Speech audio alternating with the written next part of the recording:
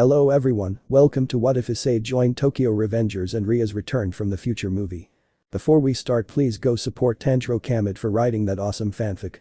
This is the translated version I made. There will be some mistaken character's gender, but of course Issei is a male. Issei was a boy who did not have any kind of magic, or so he thought, since his father and sisters did not give him importance, but the only one who cared about him is his mother. After entering the world of gangs, his life would change forever. Years later, two girls would be sent to the past to change their future. What does it hold for our protagonist? I'm not what I used to be. Speaking. Hello. Mentally speaking. Okay, I'll use this, I hope it doesn't kill me. Whispering. Okay, I'm supposed to be whispering. Thinking. What will happen if I do this? End of clarification. Chapter beginning. Of Issei. Have you ever felt inferior to someone? Well, I always felt that I was superior to everyone, but my older sister, I felt that she was superior to me, for some reason that I don't know. I would always feel inferior to her, but that changed a few months ago. But if you want to understand everything, we must go back a few years. Flashback. I was a boy with short black hair and a not so thin build. My eyes are yellow. I am quite cheerful, curious, childish among many other things. I have two older sisters being Asari and Aiki Haidu, along with my parents Goru and Miki Haidu, but I am different from them. I have black hair, and at the ends, a slight yellow color was noticeable, telling me that I got it from my grandfather, and to honor him, they named me Issei Haidu, being the youngest of the three. Goru Haidu Padre. Miki Haidu Madre. Asari Haidu, older sister. Aiki Haidu, middle sister. They were my family. Being the most attached person was his mother, always spent her time with him, while his father trained his two sisters in the use of their sacred gears, and something that I have to emphasize is that my parents are some of the most powerful sorcerers in the supernatural world. That is why my father and sisters began to leave me aside. That caused me to become sad, but not entirely, since I still had my mother who always taught me what grandfather always taught her, always what a Hanamiya should know, since we are descendants of an ancient mobster named Kazutora Hanamiya. He was one of the first Hanamiya, being that after leaving prison he met a girl with whom he fell in love, and they had children, grandchildren among many, until reaching me. But one day when I returned from a tedious day of studying, when I got home, I saw my sisters normally talking in the living room, while moans and applause were heard upstairs among many more. I asked them what those sounds were, and they told me to go find out. I found Dad with his ex, and after a talk, that if I told Mom I would pay the consequences, and so I was until I was 13 years old when Mom discovered it, but she could not divorce it since the contract, so we had to move away from them. We still lived in the same house, but it was not that we talked much with them. This year I met some friends, or rather girlfriends. The first was called Mitsuki Seino, or as she likes to be called, Mikey. She was very lazy, she slept a lot, but when she was serious, she seemed like an expert in martial arts, and she was. The next was Kei Ryuguchi, or Draken, as she likes to be called. She is a girl who lives in the red light district of Shibuya. Her mother was a prostitute, and her father never met him, but her mother abandoned her when she was only 2 years old. Then there was Terashi Mitsui, a girl with lilac hair and lavender eyes, being that she told me she was an older sister. Then there was the only man in our group, a boy named Haruki Hayashida. He and I get along quite well. We are the only two men. We used to make a lot of jokes for the places we will pass, but he is not the last. The last member was Kaisuke Baji, a quite beautiful girl in my opinion. She was quite wild and fierce, but she was a good friend. After that we took a photo where we founded our gang called Tokyo Manji Gang. Who would have thought that those people I loved so much would betray me just for something that I wasn't even guilty of? Time skip one mess.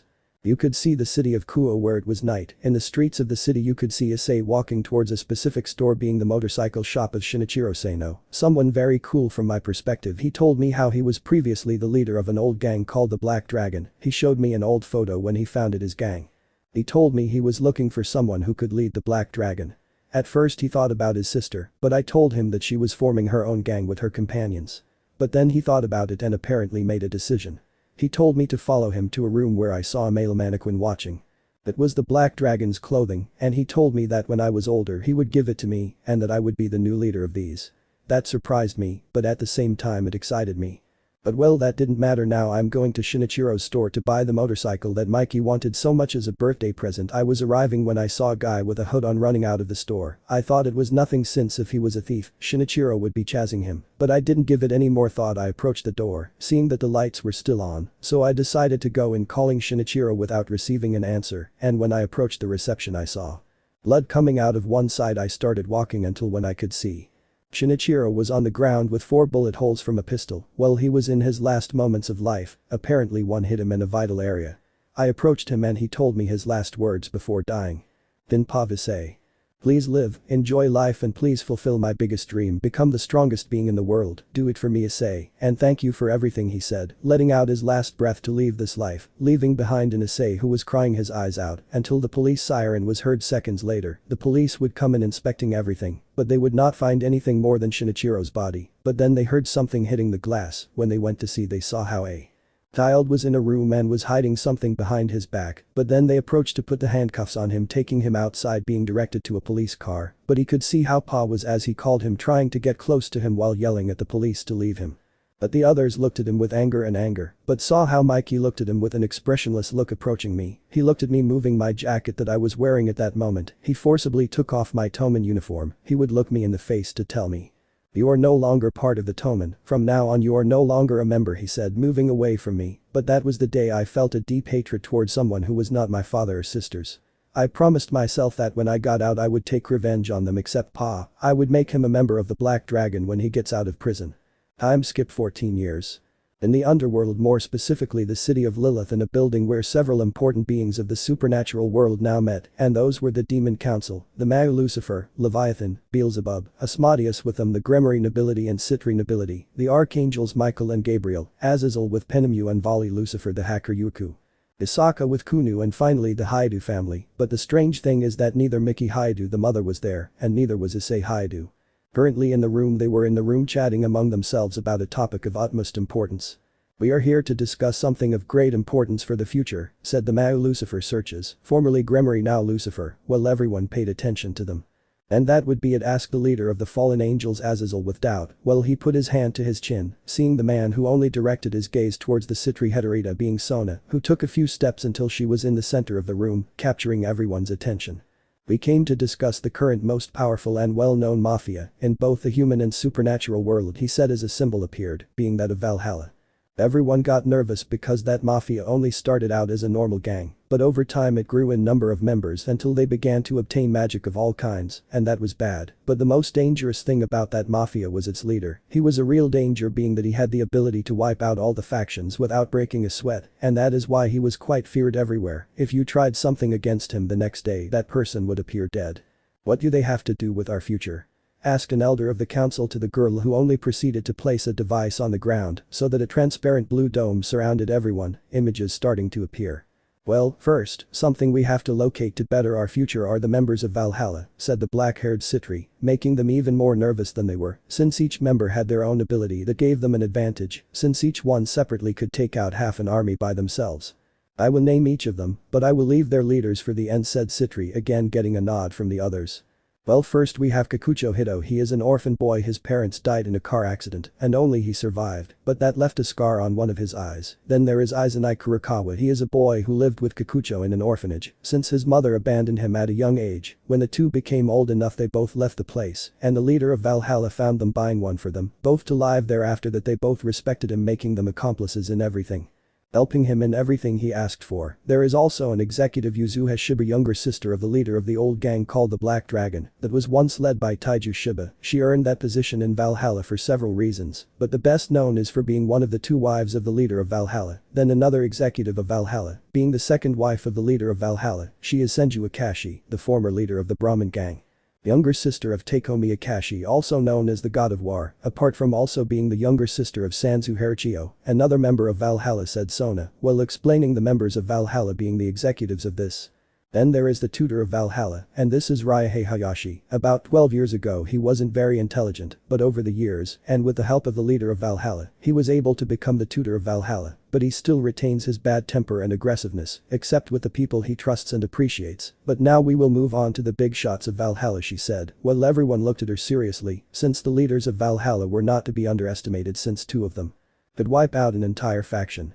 We start with number 3 of Valhalla, Sanzu Harachiyo, one of the most loyal people to the leader of Valhalla. This, since he was a child, was always a rebel and impulsive, but with the arrival of Valhalla and its leader, everything changed. They had a fight where Sanzu lost, that is where everything changed in him. He only became more sadistic, and he liked to fight with all those who tried to get along with his leader, he said, looking at some documents that the Citri girl had in her hand.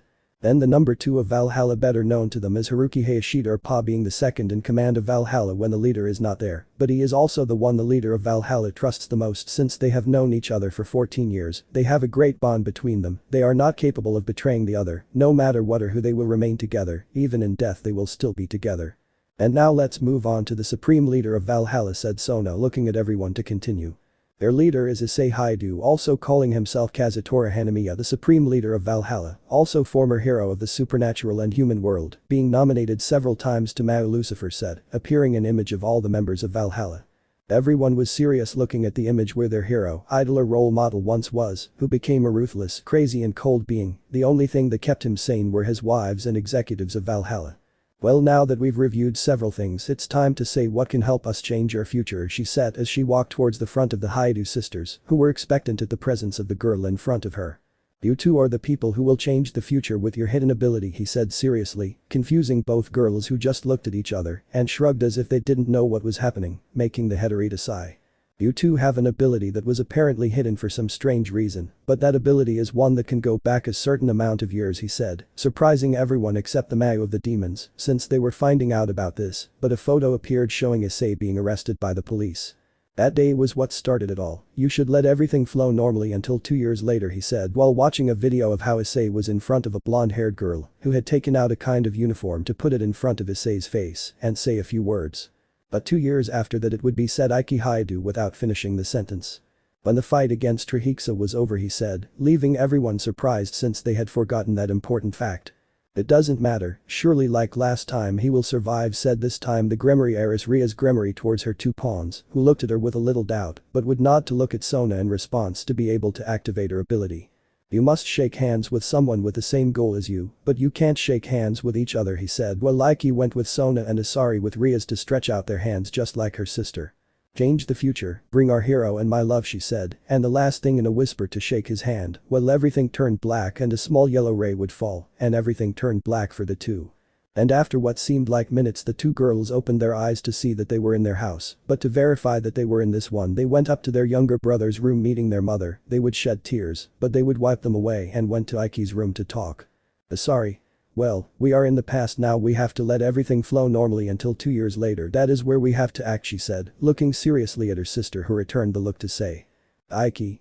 Well, this time we will help our Oni-chan and everything to improve the future, he said to see his window as the sun was setting. Ike is sorry. This is where it all begins, they both said to put on a determined smile. They would help their little brother avoid his dark future. Where it all began. Speaking. Hello. Mentally speaking. Okay, I'll use this, I hope it doesn't kill me. Whispering. Okay, I'm supposed to be whispering. Thinking. What will happen if I do this? End of clarification. Beginning of history. Location. Kuo City. Past tense. In a park in Kuo City, a black-haired boy could be seen on the ground, all bloody with cuts, bruises, and many broken bones. Apparently, he had been in a fight. This was none other than Issei, but why was he like this? Well, let's go back in time.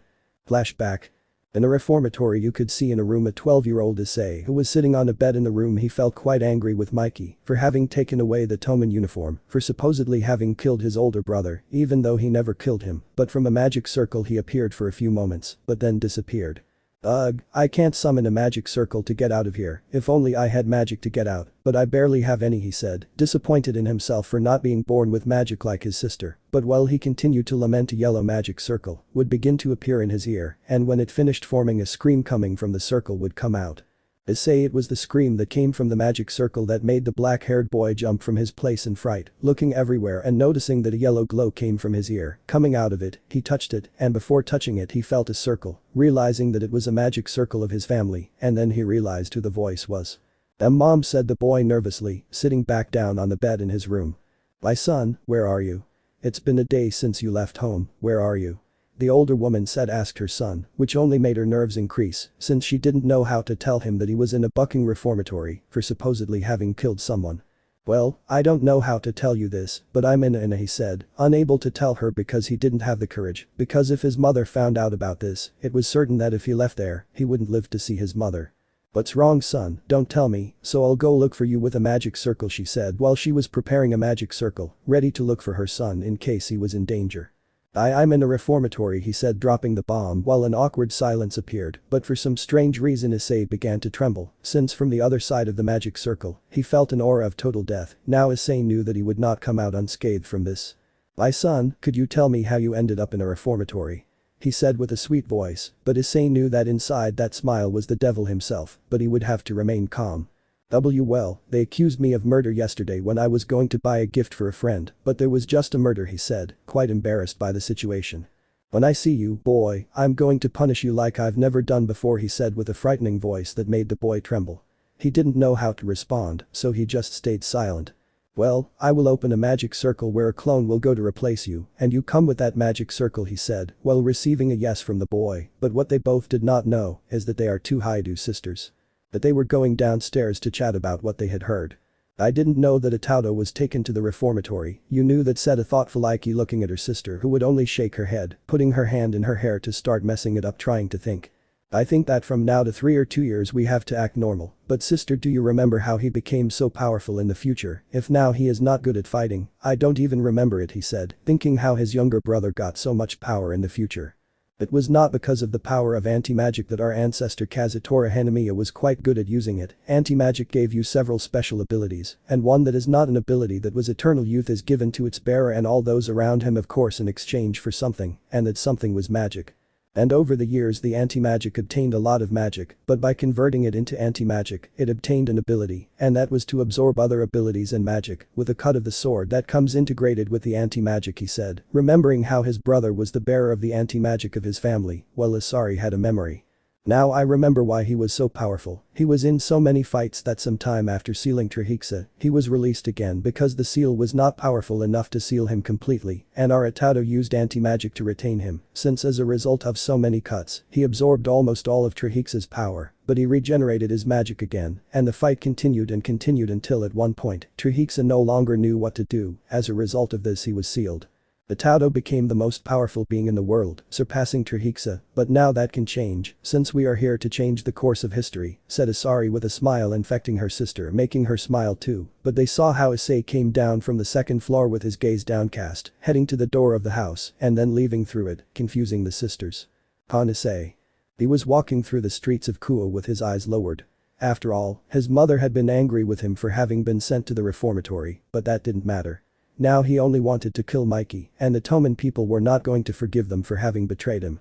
But his thoughts were cut short when he saw some idiots bothering a girl with crimson hair, one with black hair and another with white hair. Then he was angry and approached to win the fight at first, but everything was far from that. They were from higher grades, so he received a beating from them, but then they left. Well, he fell unconscious from the strong blows, making the girls worry, and that's how we got to this moment. In flashback, we find ourselves in Issei's mind, who was walking in an endless void, but every time he took a step he heard something. At first he didn't understand, but little by little he began to understand what they were saying. Mada Mikey. Kill someone, said the boy fearfully, since he would never be able to kill someone with his own hands. Kill Mikey. Little by little the voice was raising the tone until at one point it seemed like he was shouting. I'm not going to kill Mikey, he said, little by little doubting his words, since thinking about Mikey dead made him have a small smile. Kill Mikey was the shout of the voice that scared the black-haired boy, who started running, while several voices began to say the same thing over and over again. Issei was already starting to cry. He didn't know what to do until suddenly the voices stopped, making the boy stop.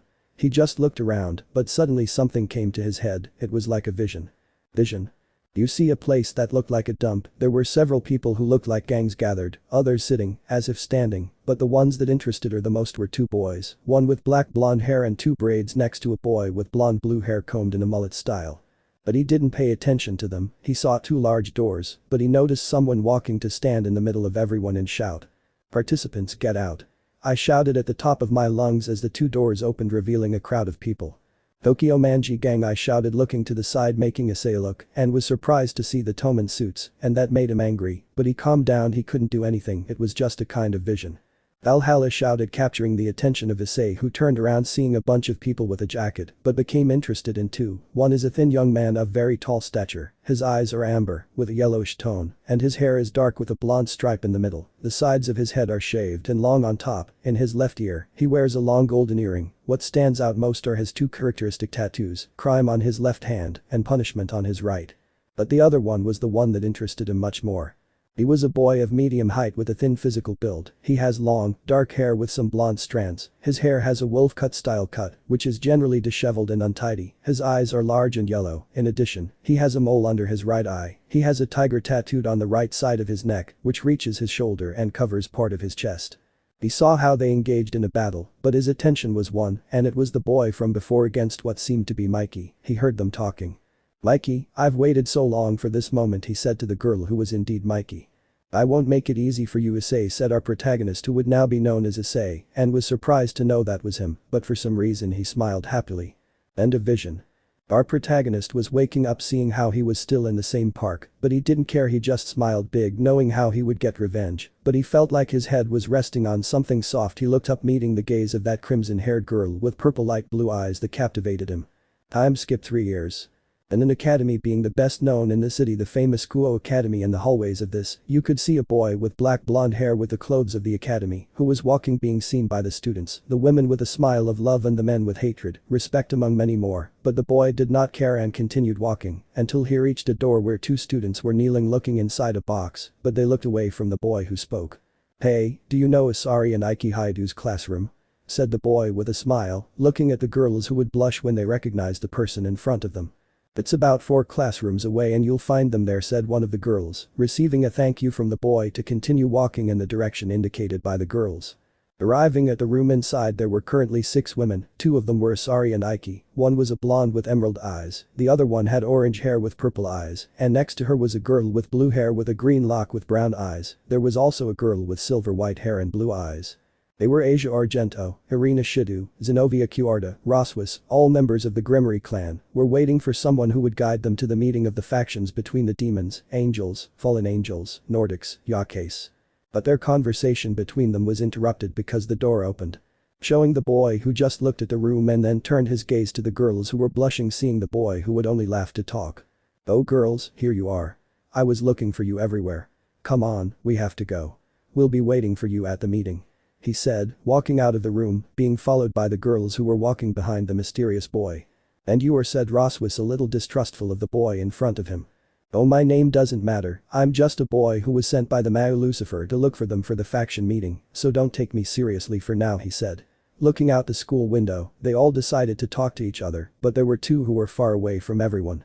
"Sister, you think the same as me," said Aniki, whispering to avoid being heard as they continued moving forward while the boy hummed a song. Something very special came to him from space and caught him, and he will know all its secrets. With superpowers he changed, and now he is Ben 10, and if you see him, get ready because he will surprise you. He will become an alien, and in a second his form will change. He is Ben 10. And he will solve any case. He defeats evil anywhere. Fear will never stop him, and he will save us from the ruffians. Ben 10. He finished singing to hear how the steps that were supposed to be heard had stopped. Looking back, he saw how the girls looked at him with impression and nerves, and in response the only thing he said was what he said, making them sweat drop like a dime. Time skip 5 minutes. The doors of the room where the factions met were opened by the boy who only moved to one side, letting the girls pass who left with their mistress being Rias Gremory. The boy only walked until he leaned against a wall behind searches. "Ready, Siskin, I brought them here, you're welcome," said the boy lazily after leaning against a wall. "Thank you very much, Issei," he said, surprising everyone in the room since they thought the boy was on a mission, but that confirmed the suspicions of the Haidu sisters. "Well, let the meeting begin," said Searches as everyone fell silent to listen. "Lately there have been many attacks by Rizavim in a specific area of Kuo City, and we need to know what they are doing, so we decided to send someone, and luckily we already have them," said Azazel, leaving everyone in doubt. "That's Issei Haidu, since he himself wanted to do it," he said, surprising everyone with the younger Haidu's decision, who just smiled happily, or so everyone thought, since inside him there was a macabre smile, waiting to be able to carry out his revenge against Atoman. "Okay, well if it's just that, then I'm leaving," he said, leaving the room, walking towards the exit. "Well, soon the raiding game will come between the Phoenix Boy and the Gremory clan, along with Isay," said Michael, looking at the other leaders, and then at Searches. "Yes, since they met at the meeting that took place a month after his sisters were reincarnated together, and some time later Xenovia entered along with Rossweisse and Asia. Razor found himself face to face with Isay. When he tried to approach Rias at that meeting, he said, well, the aforementioned only blushed while the other girls in the group looked at her jealously, and there was a Kiba talking next to it, Tsubaki. "I don't know, but I want him to be Kunu's father," Yasaka said, blushing while she had her hands on her cheeks. Time skip Nosh. Location, Kuo City. Time passed. At the top of a building was Issei, but he no longer had the academy clothes but a jacket and behind him the symbol that said Team Valhalla. Issei was looking at the city with a bored face, but his pants pocket started to vibrate. He put his hand in there and took out his cell phone, seeing that it was calling him. Hama Shuji. He just looked at his cell phone and let out a sigh, answering the call and putting the cell phone to his ear. "What's up, Hama?" he said with fake happiness. It's not that he likes his partner, the truth is he liked being with him, but now he was totally bored. "Hello Issei, friend, I need you to do something," he said through his cell phone, while Haidu sat on the edge of the building looking at the city with disinterest. "And that would be it," he said interestedly. It was not normal for Hama to ask him to do something very often. "I want you to bring Hanagaki Takemichi, can you?" asked the substitute captain of the Valhalla. "Of course, why not, it will be fun to meet the girl who saved the life of the second in command of the Toman," said with amusement the boy who had a smile. "Thanks, I owe you one," said the boy on his cell phone. "Actually you owe me thousands," he said with a bored face. "Well, thousands, but only that," he said with amusement. "And you owe me a motorcycle because you gave me the last one I lent you all messed up," said the boy angrily to his partner. "Well, the point is that you have to bring it, well, bye," he said. "Wait, I cut off," he said putting his cell phone back in its place, standing up and looking at the city a little more to smile. "Listen Mikey, when we meet again it will be when the fight between Toman and Valhalla approaches, and that day we will win lol," he said and shouted the last thing, and then jumped up. Harem members and info. Issei will not be OP at the beginning, not since after each arc of Tokyo Revengers or DxD, he will become more OP, like for example this arc which is Valhalla. Here Issei will be OP, but a little below Mitsuki or Mikey, he will be able to face her, but since she is stronger, she will be able to beat her, and Issei would need someone else's help to beat her. Second, here Taiju knows that Issei is the new captain since at one point in the story they met and fought, obviously Issei winning and Taiju becoming the substitute leader. Koko and Inui know about this. Third, I'm going to combine the stories, for example. After this arc there will be the fight against Razor Phoenix, after that the Black Dragon and so on continuously. Fourth, as seen in the previous chapter, Takemichi is going to appear, but now he is a woman and everyone knows where this is going, so do you want Takemichi in the harem? Fifth, here Kazaki is kind of bad, you could say first he was with his main objective, but after something that happens later important it won't be, honestly Kazaki, if he weren't such a jerk to always kill Hina, he would be one of my favorite villains. Oh, and here Hina doesn't die in all the futures because of Kazaki, well he killed her in all the futures, but he is controlled by someone else so. Sixth, I will include waifus from other animes and possibly games, but that is at your discretion. I will only include them and you decide if they stay or go. And finally the members of our protagonist's harem who are Rias Gremory, Akeno Himejima, Always Connected, Asia Argento, Ravel Phoenix, Xenovia the Fourth, Rossweisse, Irina Shidu, Hiroka Still, Raphael Lucifuge, Russian Bale Gremory, Emma Sano, Hinata Tachibana, Izuha Shiba, Senju Akashai. That would be our protagonist's harem, but there is more since 4 girls will appear in the next chapter, where you have to choose whether to stay or leave. Apart from this, the story of Issei being betrayed is different, since those of DxD would betray him later, not now, since the stories of Issei being betrayed are always in the first or second chapter, so I'm going to do it differently. Valhalla and Takemichi. Speaking. Hello. Mentally speaking. Okay, I'll use this, I hope it doesn't kill me. Whispering. Okay, I'm supposed to be whispering. Thinking. What will happen if I do this? Important note. Before starting I forgot to say a few things in the newscast before. The first, Issei has a Sta's anti-magic and controlling anger when advancing from arc, for example, now he can only use the sword and 10 minutes of his first transformation. Second, I forgot to say that Yusaka and Issei's mother are in the harem. It was my mistake not to include it, but I wanted them to know. Third, the news harem will be the one that will be there until the betrayal of Issei, which will happen later if you didn't see it in the news. And well, without anything else to say, let's begin. End of clarification. Beginning of history. Location. Kuo City, Haidu residence. Past tense. In the city of Kuo where it is currently located, it was submerged in the darkness of the night, but that did not matter if what matters is in the house or residence where the Haidu live, but now none of the family members were there, or so it seemed, since in the residence, you could hear sounds of applause, moans, and inside you could smell the smell of hex. The house is completely off, but in a room on the second floor you could see 2 silhouettes, one riding the other. The one above was clearly a woman with long black hair with yellow eyes, and an enviable figure that had an hourglass shape with G-cup breasts. Her clothes were thrown all over the room while she was bouncing on a person's member. That person was a boy with black hair with blonde streaks, also with yellow eyes and a mole under his eye. He had a not so defined body, but you could notice that he was training. Apart from this, he also had his clothes rubbed on the floor while his hands were massaging the woman's butt. These were Miki Haidu and Issei Haidu, both mother and son, who were having sex in their own room without caring about anything or being discovered by someone, but that was the least of it. Now what mattered was them and nothing but them. You don't feel ashamed of having sex with your Oka-san, right? She said, moaning with pleasure as she felt her son's member entering and exiting her.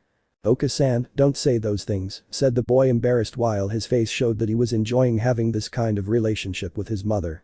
But this kind of interaction between mother and son was quite normal since this started about 3 months after Mickey's discovery about her ex-husband's infidelity. She, along with Venelana Bale, Grafia Lucifuge, had gone out to have fun at a bar, but Mickey drank so much that she didn't know what she was doing since after saying goodbye to her friends, she went to her house and took advantage of the fact that her ex-husband and daughters were not at home.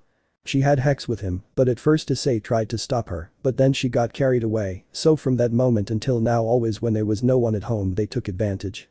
And Mickey always said that it was to improve the ties between son and mother. The dominant one in the relationship was the woman, since her son was quite shy in the sense of love and sex, so he would not be able to take any action for himself, so his mother takes the reins in bed and love life.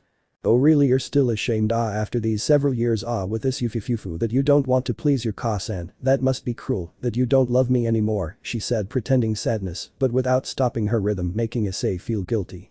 Hey, that's not what I meant, sorry. And? It was the sound of Mickey's lips colliding with Issei's, who only focused on returning his mother's kiss, who was kissing him without stopping yet. The black-haired woman separated and walked away to return to her own business.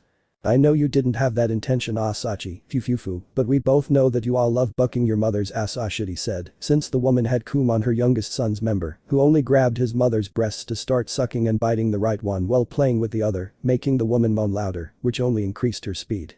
Ka-san, I'm going to come, he said while his mother, just by hearing those words, began to move at a much faster speed, and at one point it seemed that she was trying to go faster, and so seconds passed until.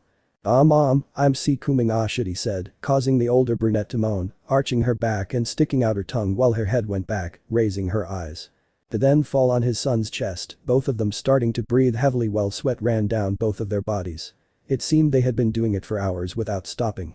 Sachi, you really had a lot saved for me, said the woman lustfully, making little circles with her finger on the chest of her spoiled son, but saw that he didn't answer. Looking up, she saw how he was breathing a little agitated, looking to the side. She understood what was happening, so she just got off her son to lie on one side and then put her arm around her son's neck to put him between her breasts in order to relax his nerves.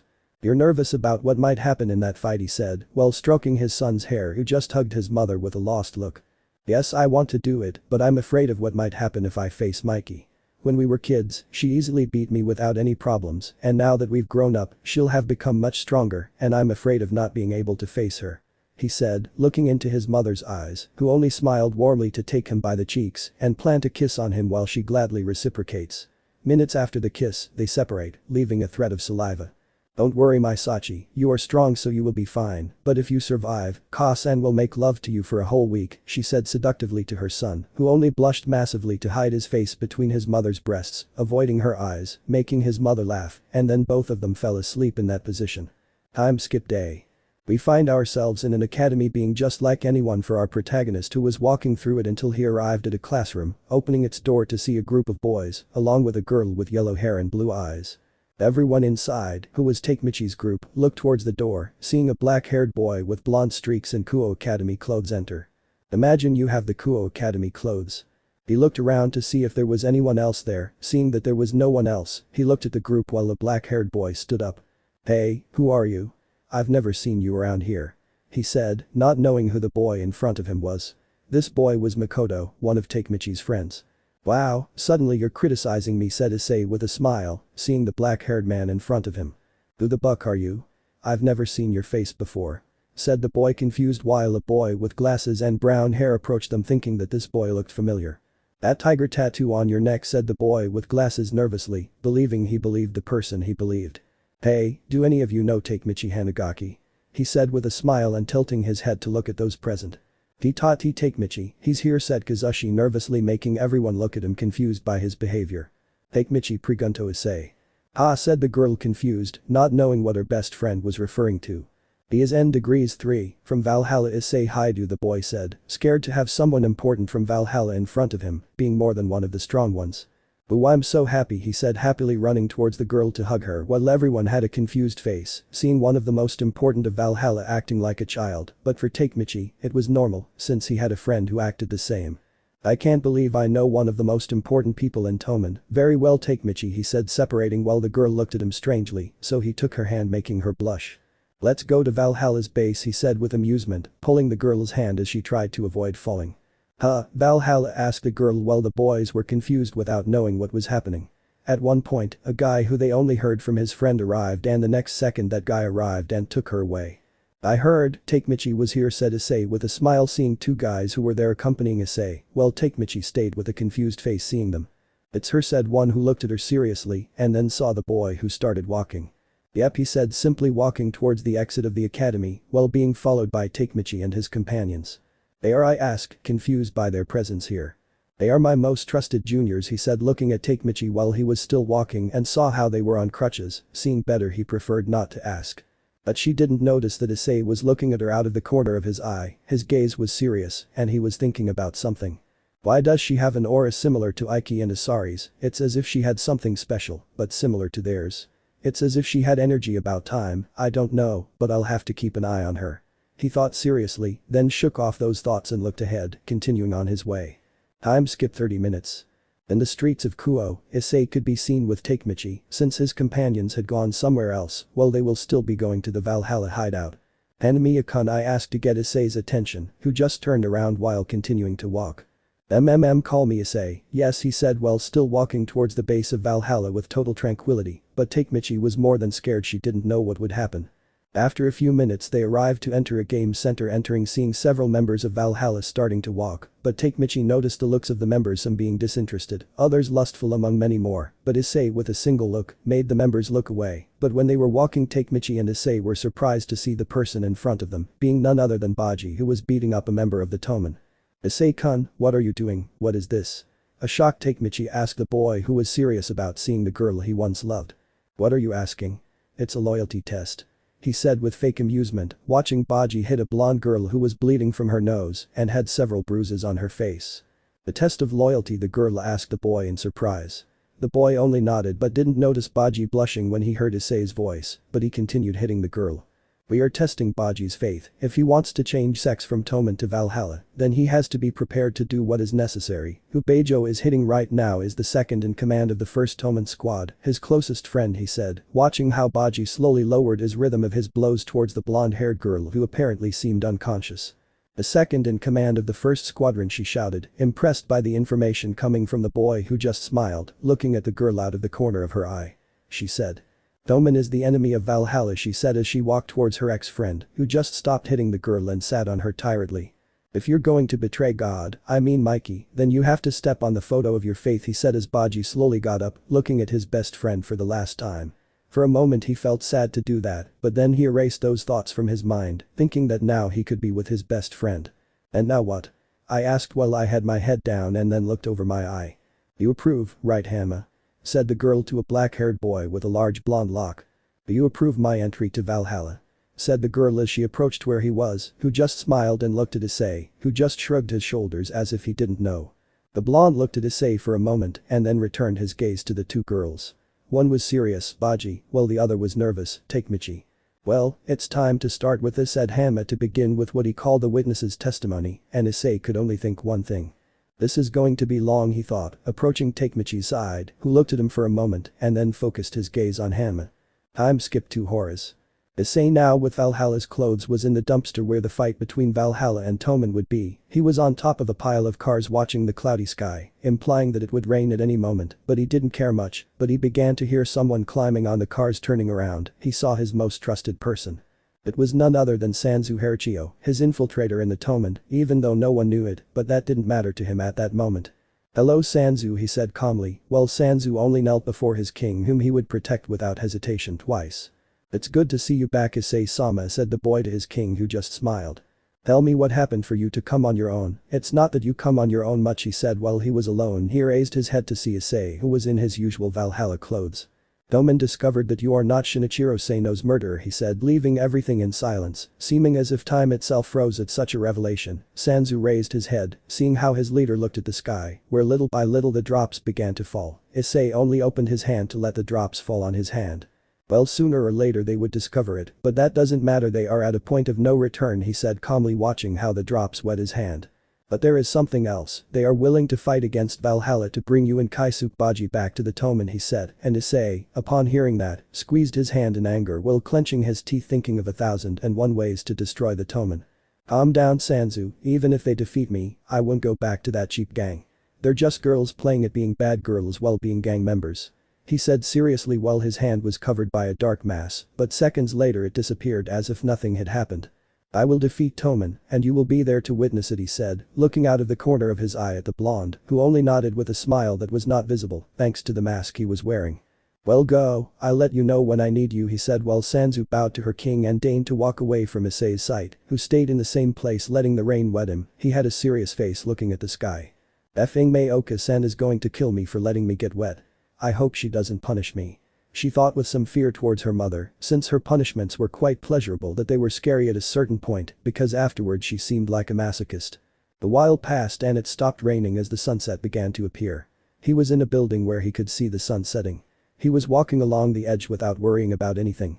He looked at the sky for the last time with peace and without worries about the outside world, but he knew that sooner or later it would end. Valhalla vs Toman Part 1. Speaking.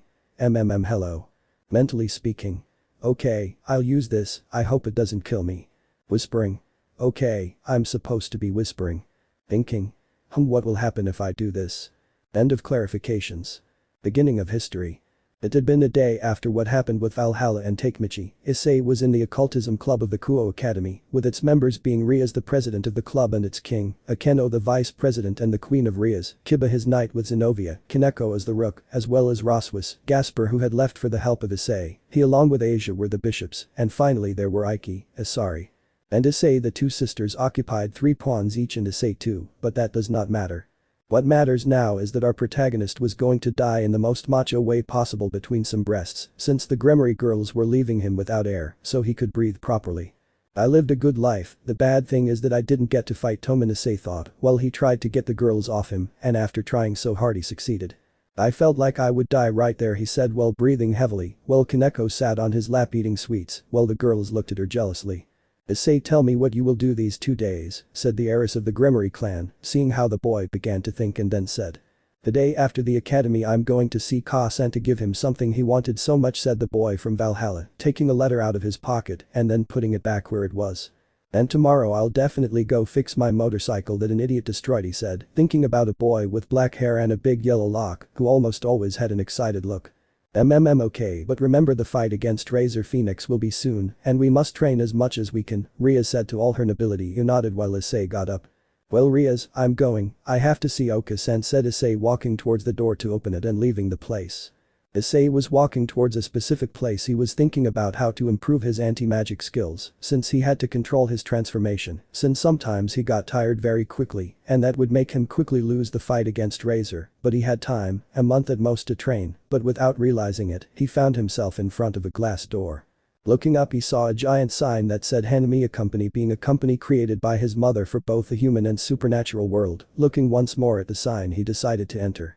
When he walked to the door it automatically opened, showing the luxurious interior where there were many people. The vast majority were workers, the rest were customers, but when he entered all the workers stopped to look at him. After what seemed like eternal minutes all the workers bowed towards Issei to say, "Welcome Issei-sama," shouted all the workers of the place towards Issei, who only smiled to say, "Arigato, everyone can return to their posts," he said as everyone stopped bowing to go back to work. Issei looked to the sides to proceed to walk to a kind of reception where there was a girl, apparently a 16-year-old girl, has long, wavy and pink hair, along with large deep pink eyes under very light eyebrows that barely exist.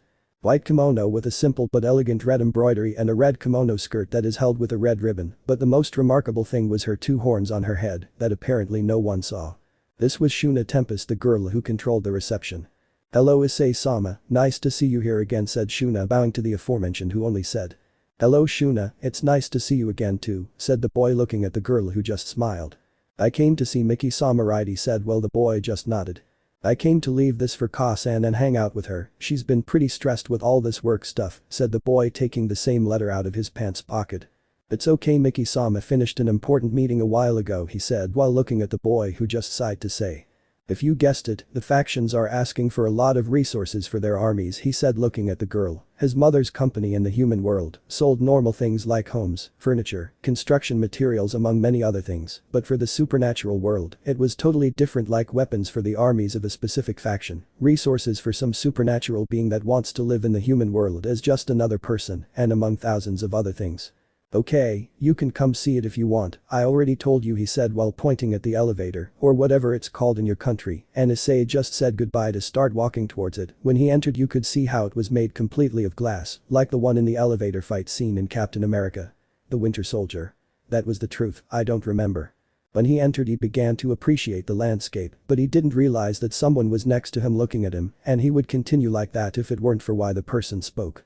Hello Issei-sama said the voice of the mysterious person who turned around to see what is an adult woman with long braided violet hair that goes behind her back and a hairpin on her right side wearing an office suit. Hello Issei said to the woman in front of him who just smiled holding a can of something that Issei honestly didn't know. It's been a long time since you last came he said while Issei nodded and then said. Yes, but well, how are you since the last time I saw you was when you and the girls started working here he said, looking at the girl who just smiled happily.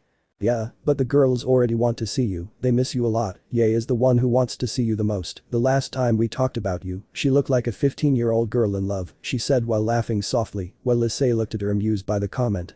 Seriously, tell him that if he wants to see me, give him this, said the black-haired man with blonde streaks to the girl who took the little piece of paper that Issei was giving her, but when she was about to speak, the elevator stopped, implying that it had reached the floor that Issei was going to.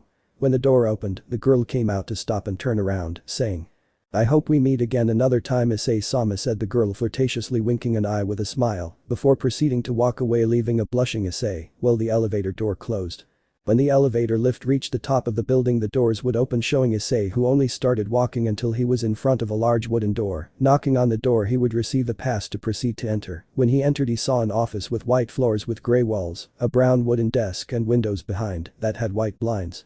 On the chair you could see Miki signing some papers. When she heard the door open, she looked up and saw her youngest son who smiled, making her smile too.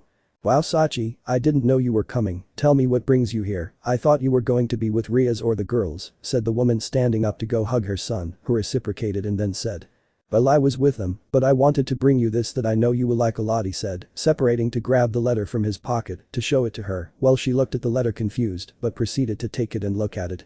Why this letter she said as she opened the letter and when she opened it completely she saw something that surprised her. They were tickets for a trip on a cruise for a week and best of all it was on a cruise that she had wanted to go on, but her soon-to-be ex-husband never wanted to go since it was something that never interested him, but looking up, she saw Issei smiling happily. Miki quickly hugged her son, throwing him to the ground, leaving the woman on top of Issei, while she continuously kissed the boy's cheek, who only hugged his mother by the waist. Thank you, thank you, thank you, thank you said the woman on her son's chest who only put his hand on his wife's hair. I know you always wanted to go on that cruise, so I thought you could take a break and go with someone else so you can relax, he said as he sat down, but the woman wouldn't let him hug her. Thank you for giving me this son, as a reward I will take you with me, she said with a smile to proceed to kiss him on the lips that would be reciprocated by Issei who took his mother's cheek. Thanks, my darling. Time skip, fight day.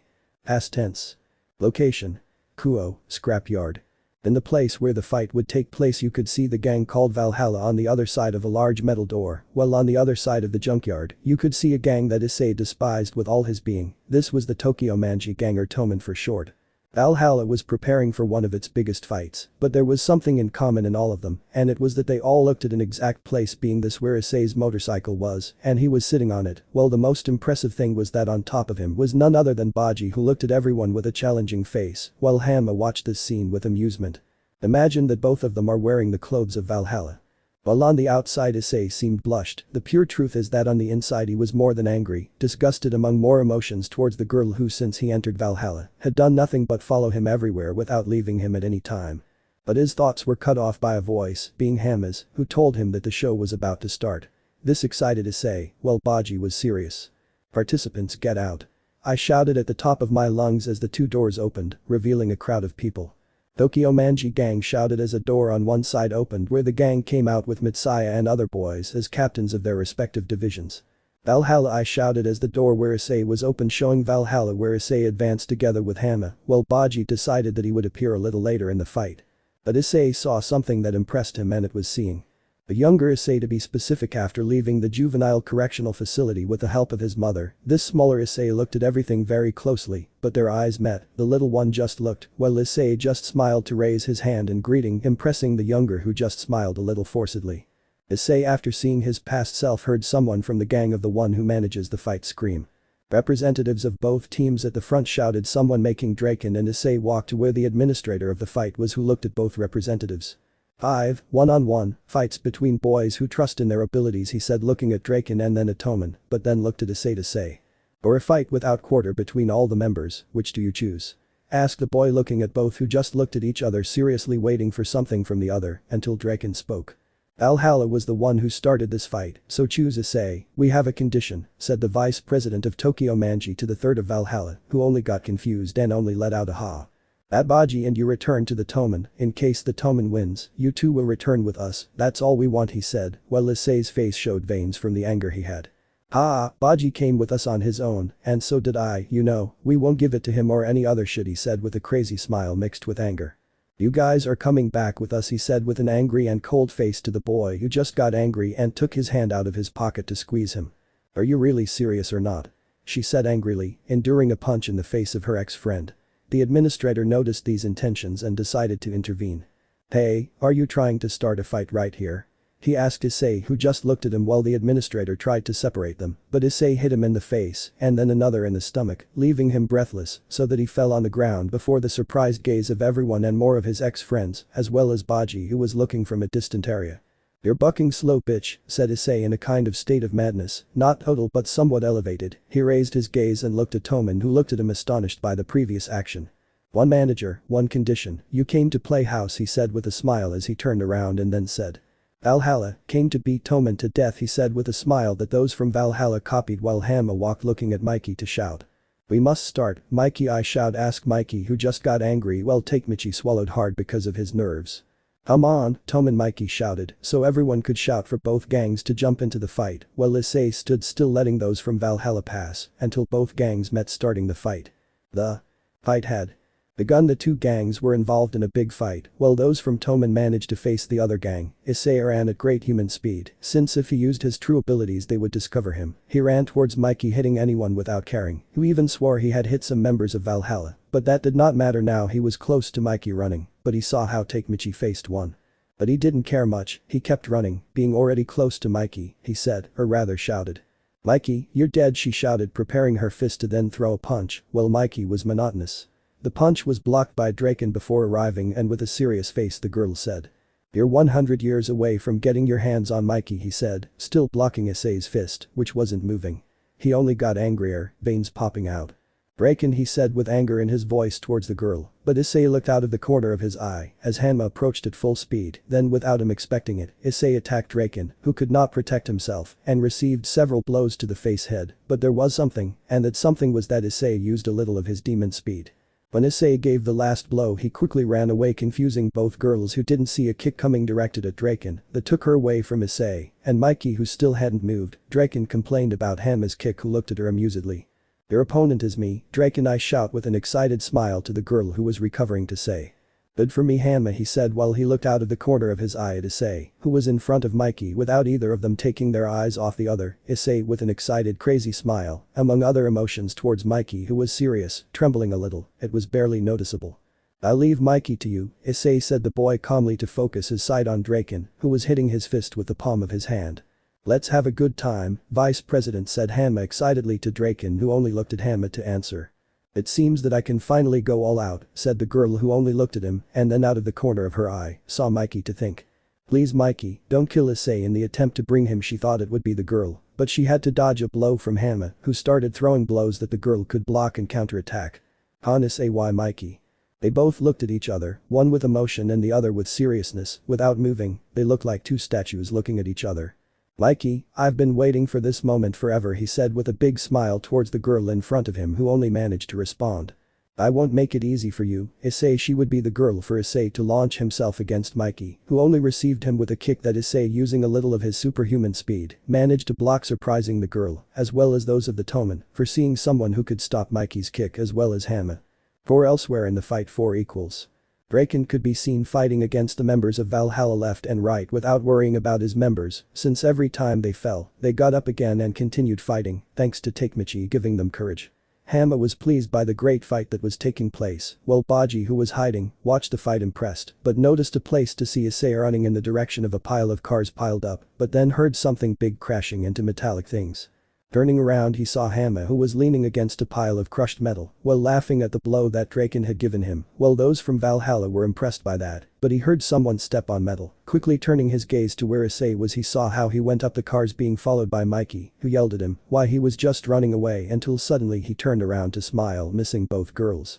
But out of nowhere a boy appeared to kick Mikey, who was able to cover himself, but he sent her flying, causing her top uniform to fall off, while she had some bandages that covered her breasts and another one that was above the waist. Looking up, he saw 2 boys looking at him while Issei was higher up, smiling.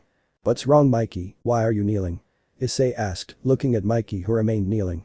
"I'm surprised you blocked my surprise attack," said one of the 2 boys, while the girl remained silent. "It was pure luck, no one is as strong as they say," said another with a face that I really don't know how to describe, but it's quite cringe-worthy. But then the girl gets up to say, "Issei, you can't even fight face to face," she said while her eyes lost the little brightness they had. Issei recognized this by smiling, but Issei realized that she acted like when they were children. He smiled even more now he knew that she was still resentful. "Face to face, when I promised you that," he said, smiling.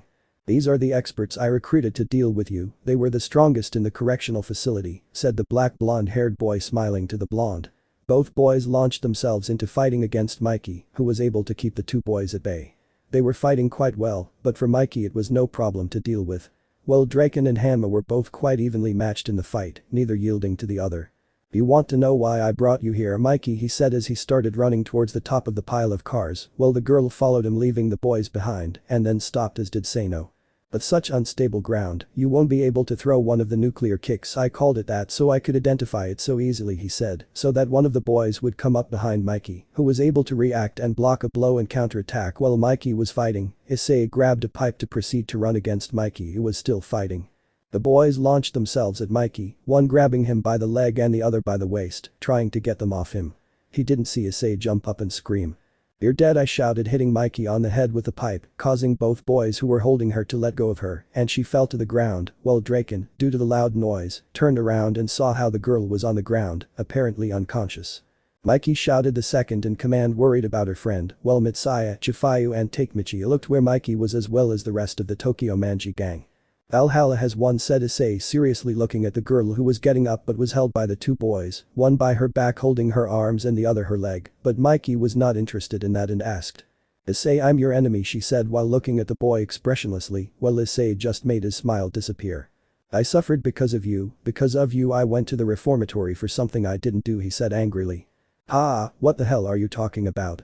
she said, still expressionless but confused. Issei began to climb to the top slowly while he spoke. "I'll eliminate whatever gets in my way. You knew that, Mikey," he said while the metallic sounds were heard by his footsteps on the cars. Reaching the top, he stretched his arms to the sides.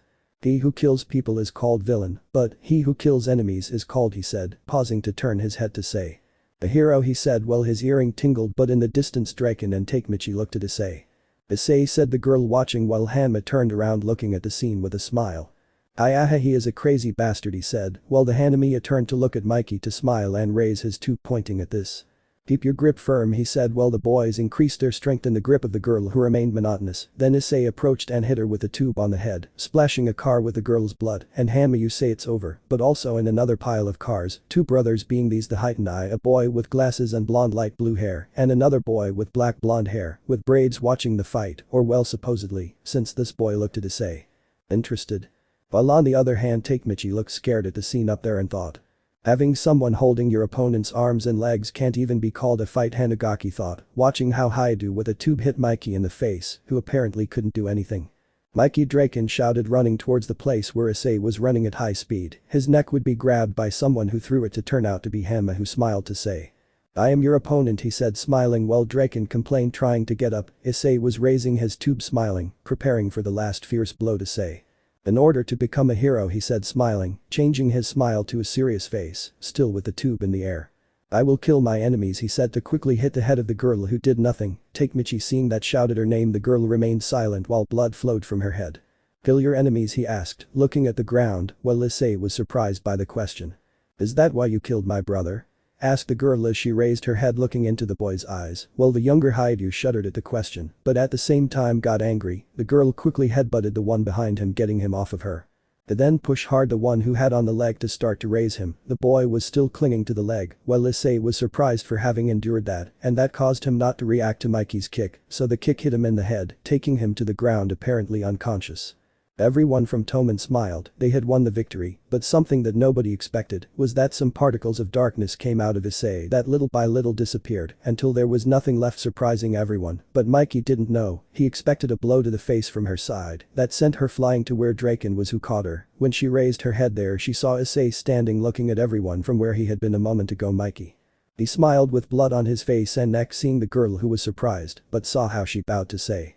Thank you, ladies and gentlemen, for watching this cloning show. Well, it is not a cloning as such, but you, before the fight in the air there was a special substance that makes you hallucinate. But I am able to control those illusions, he said, lying since it was not true, and used one of his abilities that he had created himself. But he did not see how Kasaki appeared from behind, hitting him in the face, making him fall from the pile, falling to the ground. Behind Kasaki appeared none other than Baji with a tube, and with a smile hit Kasaki's head, sending him flying. While everyone looked at that surprised, it was one surprise after another. Behind Issei, the captain of the Toman and her vice captain were approaching. The boy stood up and turned to look at the girls and smile, but that smile disappeared when Mikey sent him a kick that he managed to block. Wow, Mikey, calm down, you just received several hits, and I think it is not advisable, said Issei mockingly, but he did not see a punch from Draken coming that made him step back, looking at Issei. The older girl, that is Draken, spoke. Apologize to Mikey, she said seriously while Issei looked at her confused, putting his finger in his ear to take it out and look at it. He shook it to say. Wait a moment, I think I didn't understand, can you repeat that? He said, confused, thinking he had misunderstood. He said you should apologize, she said, grabbing the collar of his clothes, lifting him up, and Issei, hearing it, made his veins stand out and then kicked him in the jaw, forcing her to let go. When his foot landed, he quickly moved away, and after walking away, they started laughing madly while everyone stopped fighting and focused on Issei, who was laughing in the air. When he stopped laughing, he looked under his gaze and then raised his gaze and looked at the girls. A shiver ran through everyone. The boy put his hand on his face, looking between his fingers with a crazy look to say with a smile, but an angry voice. Why should I apologize? He asked with an angry voice. Draken was interrupted when he was going to answer. For the monster I've become. Ha, don't joke, nobody apologized to me for making me be like this, or yes, Mikey, he said, shouted the last thing to the girls while everyone was impressed, but Issei didn't wait and launched himself against Draken, who sent a blow that was blocked by him, starting a fist fight. But Issei didn't see how Mikey appeared from behind, kicking him in the head, sending him to the ground. But I don't know, I expected Issei to sweep Mikey's legs, who fell, while Issei got up to dodge a double kick from the girl, who, moving her head, dodged it and hit him with a knee. Issei quickly moved away from both of them. While one was trying to get up, the other helped her, but they heard something as if something was stuck. They all turned around and saw how Issei stuck a dagger in Baji's back, while Takemichi was holding Baji from the front. "I Baji," said the other Issei, while Takemichi looked at him impressed. Thoman vs Valhalla Part 2, Razor vs Issei. Speaking. Hello. Mentally speaking. Okay, I'll use this, I hope it doesn't kill me. Whispering. Okay, I'm supposed to be whispering. Thinking. What will happen if I do this? End of clarifications. Beginning of history. Place. Kuo, City Junkyard. Time. Past. He had been sent flying by the stupid and hexy girl with yellow hair and blue eyes, her clone was the one who came out to fly. He was fighting with Mikey, who was throwing nuclear kicks to his head, not to hit him, but to hurt his arm, but in a kick to the ribs, he could not block, which threw him near where Chifayu was, who angrily grabbed him by his jacket to yell at him. "Issei, what the buck did you try to do?" she said, but he didn't pay attention. He just stared where Baji was next to Takemichi. His clone had already disappeared at that moment, while she called Chifayu, going to Takemichi's side, so the black-haired girl could start hitting the two who couldn't do anything. After a little beating, Baji passed by Takemichi to tell him. "Take care of Mikey for me," she said, then tied her hair in a ponytail, launching herself against members of the Toman. But after a while he reached Kisaki to point his tube at her neck, but then she fell to the ground kneeling, while spitting blood. Chifayu ran to where she was and began to blame Kisaki, but he told her that he hadn't done anything and that she had seen him. After Chifayu saw how blood was coming out of Baji's wound, looked at Issei to shout at him. He only muttered something. Mikey approached where Issei was. After a mini argument with Hama, he ended up on the ground, making those from Valhalla run away. So Mikey was face to face with Issei, and he began to talk. People can betray anyone, he said as he got up from the floor, while not losing eye contact with the blonde. Let's end this, Mikey. Will you die or will I? She asked with madness in her eyes. But Mikey's response was a blow to the face that made him sit back on the ground, while everyone is surprised by that action on the part of the girl. If all you can do is destroy the things I care about, he said, approaching slowly but with a dark aura surrounding him. Then I will destroy you here and now, he said in front of him, ready to beat him to death. Mikey kicked Issei in the face when he came back and sat on top of him, raising his arm ready to hit Issei. He looked at him for a moment and then began to continuously hit the boy in his face, while Takemichi wailed. Issei remembered why he stabbed Baji. It had all started because Hama, in a call with Issei, falsely said that Baji had betrayed them. Issei, to see where it all ended, pretended anger against the wild girl, but that caused him to remember how Shinichiro died. That day made his sanity unstable, but the only thing that keeps him stable is his mother and harem, but if something happens to them his sanity would not turn back. A blow from Mikey brought him out of his thoughts, and he just gave up, being noticed by the others, but the girl didn't notice and just continued. Mikey said. The former captain of the 1st Division of the Toman, Chifayu, looked at her, surprised to see her stand up with effort and start walking towards the two. Mikei shouted, making the aforementioned stop and turn around, surprised that the girl walks with difficulty and sometimes staggers. You got mad for me, thanks woman, he said with a bloody smile, and Chifayu reacted to scream. You have to be still, Baji-san, he shouted with concern towards the girl, while everyone looked at her surprised, while the girl walked. Blood gushed from her wound that fell to the ground wherever she passed. I'm not going to die, she's hurt, she's not going to kill me, he said with confidence and emotion, but from his pocket, he took out the knife that the Issei clone used. So don't worry about it, Issei, he said, grabbing the knife with both hands to lift it and say. You're not going to kill me, she said to quickly lower it towards her stomach, but Issei appeared in front of her to grab her by the chin and push her chin up with force to kick her legs with his front leg, throwing her to the ground. Everyone was surprised by that action, but the most impressed was Mikey. She remembered that Issei was not able to face any of them, but now look at him, she was able to throw Baji without any difficulty, but when she was going to launch herself against Issei, Draken took her by the shoulder, denying with his head that she should not do it. Issei had taken his knife and was thinking about why he had stopped her, but he couldn't think anymore, because in the distance the police could be heard with the ambulance. Then Issei looked at Baji on the ground, who was hugged by Chifayu, and started walking towards Baji. He asked Chifayu to let her go and she was suspicious and did so. Issei took off his Valhalla jacket and also Baji's to throw them to any side to carry her in a bridal manner. Takemichi, Draken and Mitsaya realized what he was going to do, so they decided to retreat, but they also took Chifayu by force. When the police and ambulance arrived, Issei faked his tears to approach the police with feigned desperation, so the ambulance took them both away. Time skipped 2 days. In the Kuo hospital, more specifically in a room, our protagonist was bandaged on several parts of his face, a broken rib, but also bandaged, several wounds from the fight against Mikey. He sat there for 2 days waiting to leave. His mother visited him those 2 days after work, without losing her punctuality. He was currently sitting looking out the window, remembering how the first day he was there, he was in the same room as Baji. The truth is he didn't know why they had put them together, but he remembered. Flashback. Issei was in the same room as Baji. She was lying down but not asleep, while Issei was sitting watching the news about Bloody Halloween, or so people had called the fight between Valhalla and Toman. Until suddenly the Toma people entered through the door and without caring about Issei's presence, which didn't matter much to him. The first to hug Baji was Chifayu, then Takemichi approached crying, and Baji stroked her head, while Mikey put a cat flag on a cake that they brought, and Draken stared at Issei, who was just looking at his book where his sword was, trying to find a skill that would help him win the fight against Razor.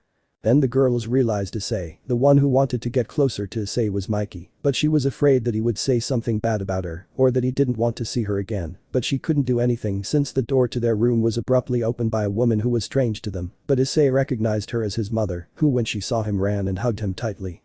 "They're my Sachi, I'm glad you're okay. When the doctors told me you were here I came as quickly as possible. I'm glad you're here," said the woman sobbing on her son's shoulder, while the others were surprised that this woman was his mother. Draken recognized her. She was the billionaire Miki Haidu or Hanamiya, the owner of one of the largest companies in the world and Japan in general, but he didn't say anything. He wanted to see where this whole situation would go. Calm down, Kasan, it was just a small crash with a motorcycle, nothing more, he said, stroking his mother's head, who just let him stroke her. But how can you say that, Baka, it was a crash where you ended up hurt, look at several parts of your body bandaged, your broken rib and several cuts, that was not a small crash, she said, looking and searching her entire body, while the others still hadn't said anything, they were nervous that Issei's mother would discover them. You know I've taken worse punches, he said arrogantly, making Mikey angry. He wanted to beat him to death, but he couldn't, so he did nothing but insult him left and right in his mind. Okay, son, tell me how long it will take for them to discharge you? I asked, curious, what made Issei remember. About 2 days, he said with a smile as bright as the sun that made his mother blush and no one noticed. Oh, you are so cute, she said, taking him by the cheeks and burying him in her bust, making him blush and say. Why does everyone say that? He said while thinking about digging a grave right there. In flashback. His mother came through the door to approach him and kiss him with love. After his kiss, his mother sat on a chair next to the bed, it should be said that they moved him to another room for him alone. The afternoon passed and he was discharged. Time skip 1 mess. Place. Kuo, Academy. Time. Passed. In a place like this where the occultism club met, there were 4 girls. Rias, Sona, Asari and Aiki. Well Rias, tomorrow will be the day Razor comes and you will face him. I hope you can win.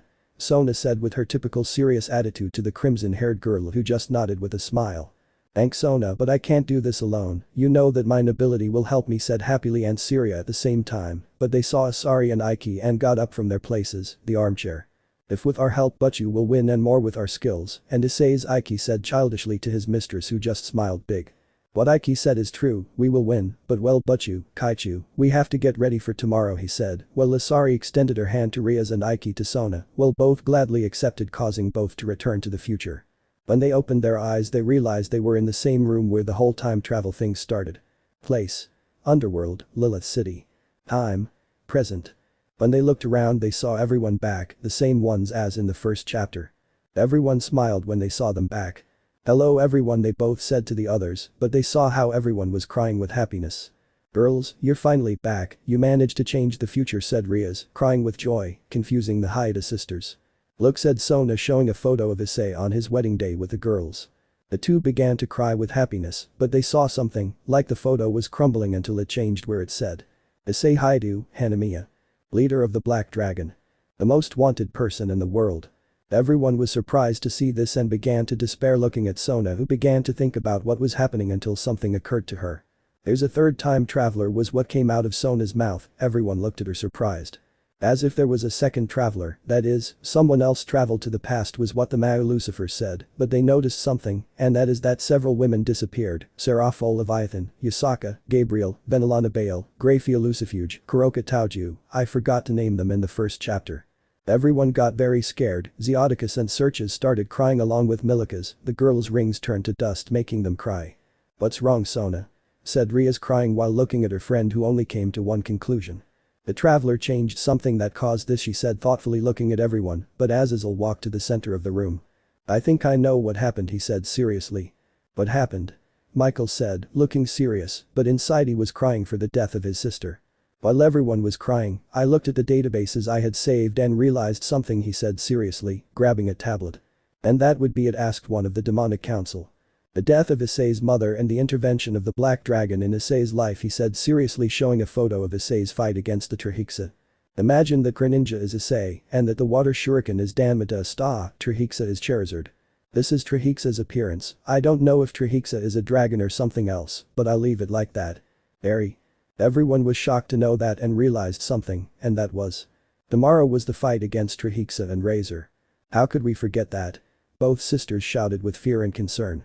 Well, now we know what we have to do, girls, she said, looking at the Haidu girls who looked at her. Your mission now is to return to the past to prevent the death of your mother and the Black Dragon from approaching Issei, he said seriously, but Azazel spoke. I don't think they'll comply with the second one, he said seriously. Why, Azazel-sensei? Said Kiba, who had never spoken. They won't be able to avoid that since Issei will approach no matter what, since he is their leader. When Shinichiro Seino gave him the leadership, and he earned it even more when he defeated Taiju Shiba in a fight, he said seriously, looking at everyone. Okay then, how about we make Issei get disappointed in them, so that he abandons them? Said Aiki, it would be something not very common for her. Okay, I think it would be best, but you better go now since every second is very valuable if we want Issei to be the same again, said Sona, stretching her hand to Asari and Rias to Aiki. So both returned to the past. Location: Underworld, Rating Game Zone. Time: Past. In a kind of stadium or arena you could see thousands of people watching the center of the place where two groups were located, these being the Gremory nobility with their mistress and the Phoenix nobility with their master who looked arrogantly at their adversaries who were serious. It's time for the fight between both groups, who of the two will win, well, now we will see them, said a referee, along with Grafia Lucifuge, wife of the Mao Lucifer currently, but now both groups were preparing would be fights of 5 against 5, the strongest of the group. The Ken vs Ubaluna. Ubaluna winner. Uses a powerful explosion. Rias vs Ravel. Winner Rias. Ravel ran out of magic and Rias used her most powerful ability. Aiki vs Shulin. Winner Shulin. Aiki used her most powerful spell from the beginning and Shulin managed to block it and eliminated her. Asari vs Sharia. Winner Asari. Sharia was too confident and that's why Asari eliminated her. Issei vs Razor. Issei was preparing to fight Razor, but at one point he finished putting on his clothes for the fight. He stared at the mirror and then spoke. Why did you come, Rias-chan? Issei said seriously, looking at himself in the mirror and adjusting his clothes. I just came to wish you luck and for this, she said as she approached Issei, and he turned around but was greeted by a kiss from her that he reciprocated. After a while of kissing, the referee spoke through the speakers. Participants exit to the fighting arena, Issei shouted as he separated from the redeed who pouted. Well, it's my time, I think I should go, he said, separating from Rias and starting to walk towards the arena. I wish you good luck, my Issei, said the girl, smiling, to which Issei turned around. Thank you, my lady, he said as he headed towards the sand. Then l'arena. Already in this, both fighters were face to face ready to fight. On a balcony were several people, such as the head of the Gremory clan, Zeoticus Gremory, with his wife Enelana Gremory, the Mao Lucifer Searches Lucifer, the Mao Leviathan Seraphol Leviathan, the Overlord of Heaven, with his sister Gabriel, the leader of the fallen Azazel with his secretary Penemu, the leader of the Greek faction Zeus, Aten, Yasaka with his daughter Kunu. Everyone witnessed this moment hoping for the best from this fight. If you are ready, participants, let the fight begin, the referee shouted so that Issei, without expecting anything from his guild, will take out his damn sword to launch himself at Razor, who lit his hands on fire and launched himself with an arrogant and excited smile, but nobody expected that Issei would cut Razor in half. But Issei didn't wait and launched a horizontal cut trying to cut Razor back, but he regenerated quickly and dodged it, giving him a punch that pushed him quite far away. Jumping, Issei disappeared to Danma to try to give a downward kick that was blocked by the Phoenix. When he fell, a fist fight started that no one gave up, everyone was shouting with excitement. At one point, Issei threw a punch that was blocked by Razor, and Issei threw several continuous ones, while Razor held on as best he could. Issei gave one last blow that sent Razor flying, both were breathing heavily, the most tired was Razor, since constantly using his regeneration tired him out a lot. But when they were about to continue, the ground and everything in general trembled slightly, but little by little the tremor became very strong. But from one moment to another everything stopped shaking. When the minutes that seemed eternal passed, everyone felt a great power, many recognized it, the oldest and Issei, for some reason it was also the power of him. Trihexa. Trained to win. The truth is I never knew how the Trihexa was released, but we did know something, and it was where he would appear, and that would be in Argentina, Buenos Aires, the greatest dad, no offense to anyone.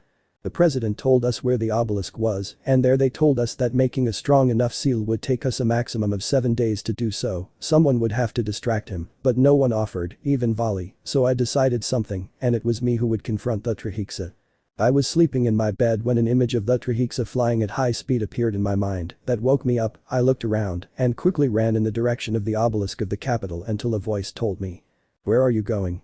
He said while Issei felt that his body could not move, even though he tried he could not, but out of the corner of his eye, he saw a hooded man with his grimoire flying.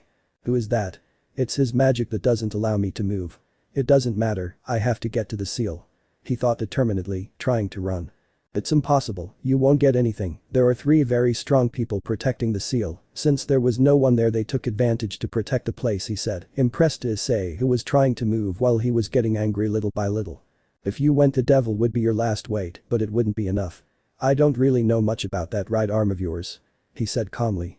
What the hell is he talking about, he thought, turning around, looking at his arm that was surrounded by anti-magic.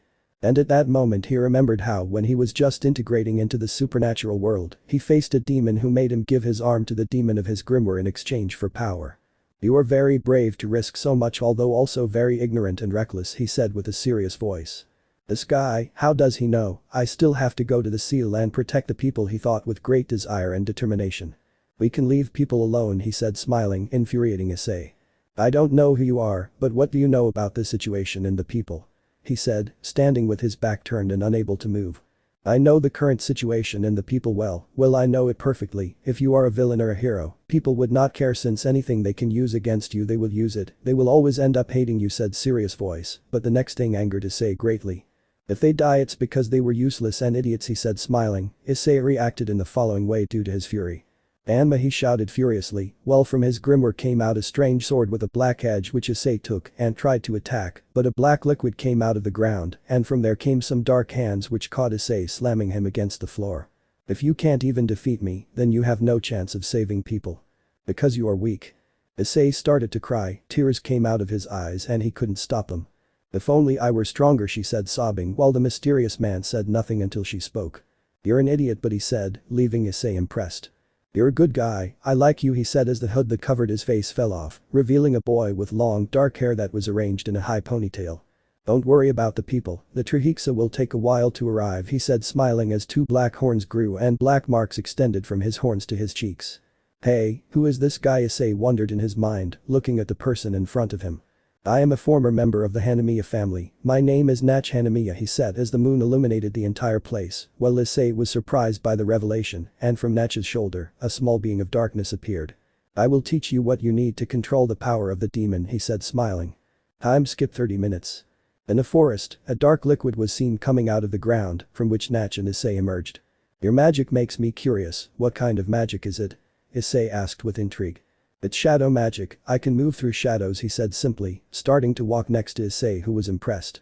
It's like incredible spatial magic, the factions will be fine for for almost giving Odin a heart attack, almost fighting with Zeus and Anubis, arguing with my mother among other things, he said with fear, looking at Natch who remained calm after what he had just said.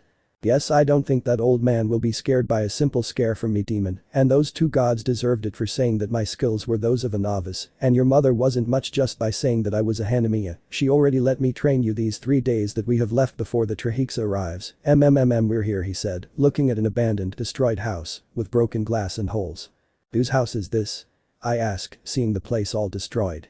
It originally belonged to Kazutora Hanamiya, but over time his descendants used it, but one day, Rizavum Live and Lucifer learned of the anti-magic and tried to get it. At that time, a man of the family carried it, who managed to escape, and that man is your great-grandfather, he said walking to a room. It's here, he said confused to Issei, but Natch put his hand on the ground to say. Shadow magic. Invitation to the dark garden, he said as a mass of darkness came out of the ground covering the entire floor of the room, and some hands came out grabbing Issei and pulling him in, arriving at a kind of creepy basement.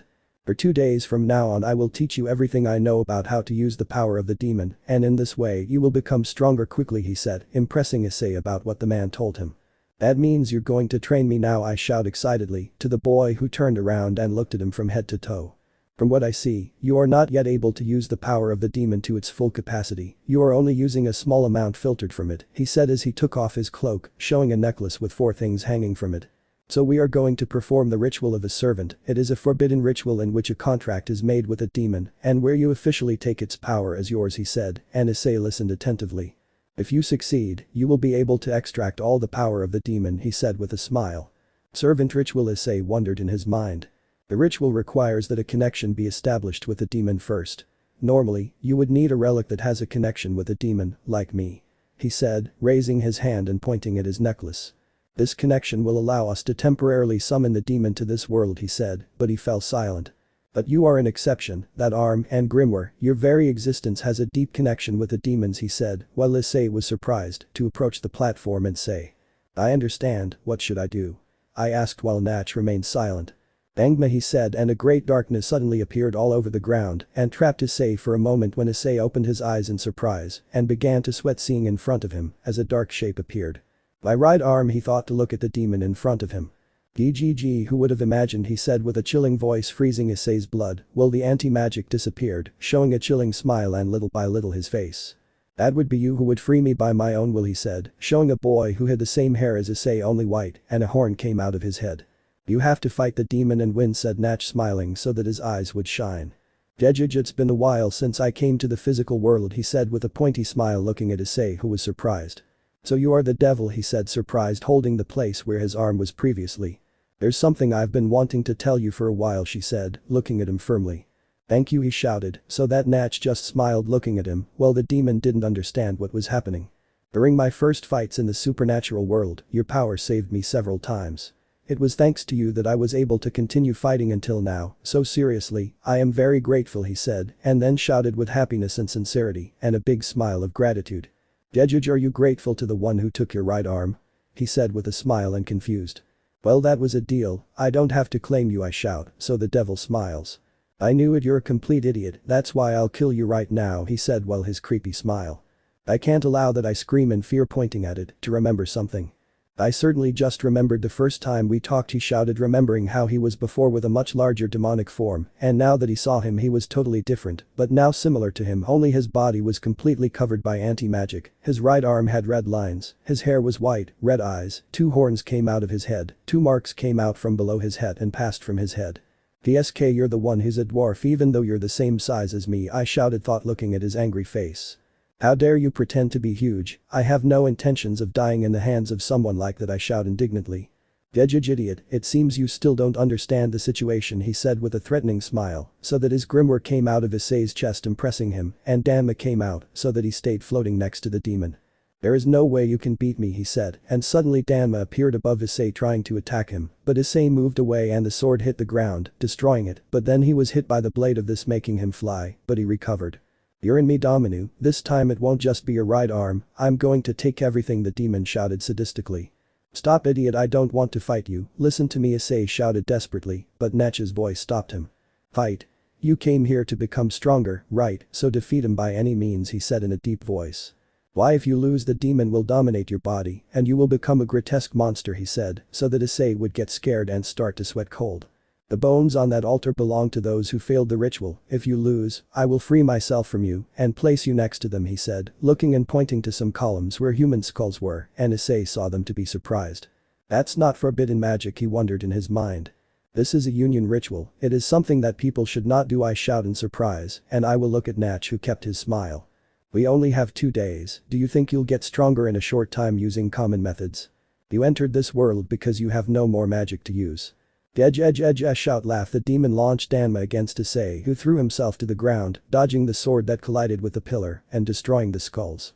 That made Natch angry just to see that Issei only dodged but did not attack. What are you doing? If he continues like this, he'll kill you. He said angrily, but Issei responded. No, he said, getting up from the floor with one knee resting on the ground. He's not trying to kill me, I can feel it by his kai, he said, surprising the two. While the demon was surprised, Natch just stayed silent. What are you talking about, your adversary is a demon, and there are no demons with principles, he said while the anti-magic being smiled back and began to laugh. That's right, all demons are trash, he shouted, making Danma come back to him, and Issei remembered a demon, but felt that they were nothing alike. I will steal your body and then. Just because you're a demon doesn't mean you're evil. These were Issei's words to the demon, who stopped, and at Issei's side appeared the image of a common person, this being Kazutora. Shit, he whispered so that a memory came to his head. You're not a bad guy, were the words of Kazutora pointing at the demon, while the leaves of a tree behind him moved with the wind. Avel demonio. Just because you're a demon doesn't mean you're a bad guy, those same words were the same ones he once said to me. Demons, they begin their life deep in the underworld, they are born in deep darkness. The rank of the demon is decided from birth, and there is no way to change it, the underworld is boring, that is why the demons with higher rank calm down, by bothering others with lower rank, and these of lower rank, bother others with a lower rank. Being born without mana or magic definitely makes you the lowest of all. Not a day went by without me being hurt, in that damned world, playing with humans, causes the feeling of pleasure to demons. Everyone wants to go to the world where humans exist, I was thrown towards the door of the underworld, I thought my body would break from the impact. But because I don't have mana magic I passed through it. In an instant I was transported to the human world, I had no feelings towards them, maybe it's because my power is very weak, because I don't have mana magic, or maybe I was simply exhausted. But because I was a demon they feared and hated me with all their being. After being chased by some humans with wings that looked like a dove and great magical power, my body stopped responding, and I was ready to accept my death, finally this shitty life was going to end. But when I opened my eyes. Oh, you're awake, what a relief, said a man's voice, I moved my head and saw him. My name is Kazutora Hanamiya, nice to meet you, you're in my house, said the man in front of him smiling. She's the purest and kindest person I've ever met, Vale. And this is my magic, I can store things that don't have mana in others and then take them out. I was able to bring you thanks to that, he said smiling, but a woman with black hair entered through the door. Her hair was short and she had blue eyes. Anyway, I was surprised, continued Kazutora, lighting a fire in the room's fireplace. The other day I picked up a grimoire with a 5-leaf clover, and now I find a demon, maybe the 5-leaf clover superstitions are real after all, he said, showing a grimoire all covered in dirt and with a black 5-leaf clover. I kept quiet without knowing what was happening or why these humans weren't supposedly afraid of me. Are you afraid of me, he said, confused, looking at them, making the woman laugh. There's no way we're afraid of a hurt child, much less one who doesn't have magic, and by the way, I'm Chifuyu Hanamiya, wife of this idiot, she said smiling while the child was still confused, and Kazutora had a throbbing vein popping out, but from the ceiling behind Chifuyu came a snake. TSK, and he might be hated as much or more than a demon, he said, so that an aura covered the snake that was about to bite the girl, and she fell dead to the ground. Why do I have a body that takes the mana or vital energy from anything around me? He said, looking at the snake just like Chifuyu, who thought. Oh, this one is poisonous, he thought, returning to our conversation. So we live alone, in this house far from the cities, he said, looking out the window. But because you are a demon without mana, my condition doesn't seem to affect you, don't you think it's destiny? He said excitedly, looking at me. What do you think about becoming my third son? He said, so that 2 children came through the door, excited to see the demon child. Those humans. Several images were shown of him playing with the children, eating with the family, showering with his brothers. They changed. The devil played with his brothers in a river, they played with the leaves in autumn, they all slept together. My world. Just because you're a demon doesn't mean you're a bad guy, it's more than clear that you're not a bad guy, said Kazutora, pointing a finger at me, who just stood still. Because of you, you became one of the reasons why I should live, I thank you, Ribe, he said with a bright smile. Father, I tried to speak but I started screaming in pain, and Kazutora ran to where I was, calling me several times, but I didn't respond. What's wrong? I asked with concern while I writhed in pain. I am, he said, so that a darkness took over half of my body. I raised my head and spoke. Lucifer, said a dark and sadistic voice, scaring Kazutora, who stepped back in surprise and fear. I didn't think there was a demon capable of being in the human world without having a contract with one of them. Well, I'm glad I found you while killing time, said the voice of the first demon in the world. The higher demon, I can't move my body, Ribe thought with fear and sweating from the nerves of not being able to do anything with my body. It seems I found something good, I will look for a way to manifest my body in the human world using this child, he said, but was interrupted by the man trying to find a way to separate Lucifer from me. Who the hell are you? Leave Ribe's body alone, I screamed, trying to separate him from me, but I couldn't, I was very scared, I thought Lucifer could do something to him. Stupid human, even if I can't use all my power I can finish you off, he said, but he realized something. This man is absorbing my mana, I thought, while Kazutora was exerting more force on Lucifero, who didn't separate from me, he seemed stuck to me. How dare you, damn human, he said as I saw him raise his arm ready to attack my father. Be stop, I said, but he didn't seem to stop for anything. I won't let you hurt my son, he shouted with determination, but was pierced by Lucifer's arm. He opened his eyes in fear. You, I screamed, starting to absorb a large amount of Lucifer's mana, and then hugged me. You won't take my son, I screamed as Lucifer slowly faded away. How? I never thought that a human like this would get in my way, he thought while he was about to disappear completely, but before. But I can control the lower rank demons at any time, I'll see you soon, he said, disappearing. We both fell to our knees. Ah, Kazutora, I said in shock, watching him bleed from his mouth. Forgive me, I'm an idiot, he said weakly, trying to take something out of his pocket and succeeding. I can only think of one way to protect you from that guy, he said, showing a jar and taking out the 5-leaf grimoire. I will put you in the 5-leaf grimoire with my magic, and the next time you come out you will be stronger, he said, showing what he had mentioned, and separated from me, looking at me, starting to cry. Bribe video, my dear son, he said, so that I begin to disappear. Father, I said for the last time to enter the grimoire, and Kazutora fell to the ground, fainted. I can't forgive them, this malice, it will never disappear. Fin Pavel demonio. All demons are damn scum, that's why, he said, looking at Issei, who was surprised by such words. I'm going to kill them all, even if I have to take your body, he shouted with great anger, to raise his aura and smile sadistically. This guy's Kai, I feel great anger, hatred and sadness, he thought to sigh and say. You also have your own reasons for fighting, he said, raising his head slightly and speaking again. Then I will consider your feelings while I fight and I will defeat you, he said, decided to win, and that angered him to throw Danma against Issei. Stop saying stupid things, how could a one-armed child who can't use magic defeat me? I shout for Issei to dodge Danma and run against the demon who was surprised and hit him in the face, knocking him to the ground. I'm not saying anything stupid, I shout with conviction to the demon that was rising.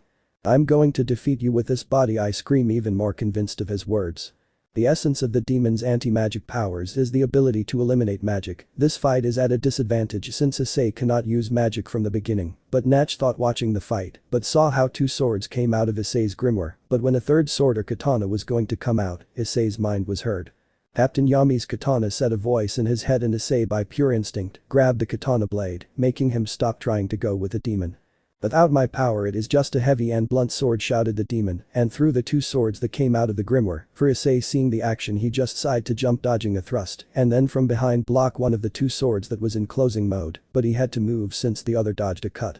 It doesn't matter how strong you are physically, you can't teleport or destroy steel, he shouted, raising his hand and lowering it, making Danma go above Issei and go down, taking him to the ground, while our protagonist had blocked him. You don't have what it takes to face the magic of the highest ranked demons, I scream in a state of madness and sadism. Avel demonio.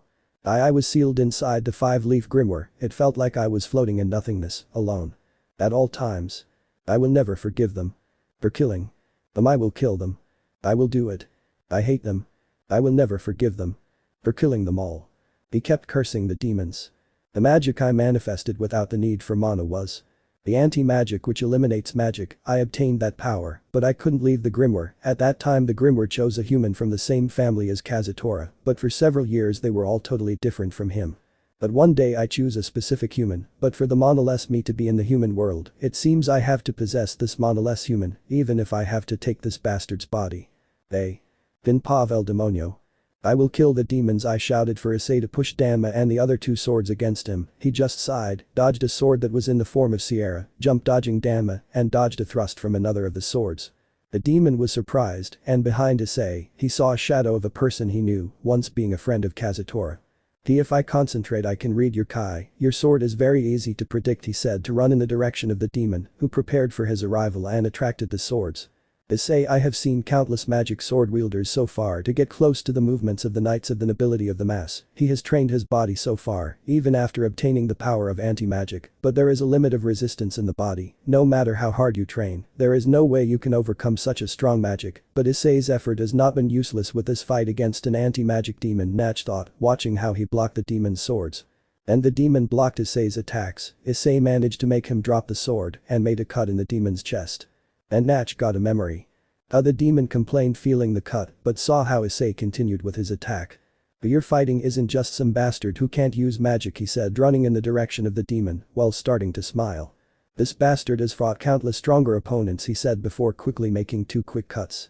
Ugh, there's no way I lose, he's been cursing until now, he thought, watching how Issei prepared a stab straight to the head of the demon, who noticed this. Alone.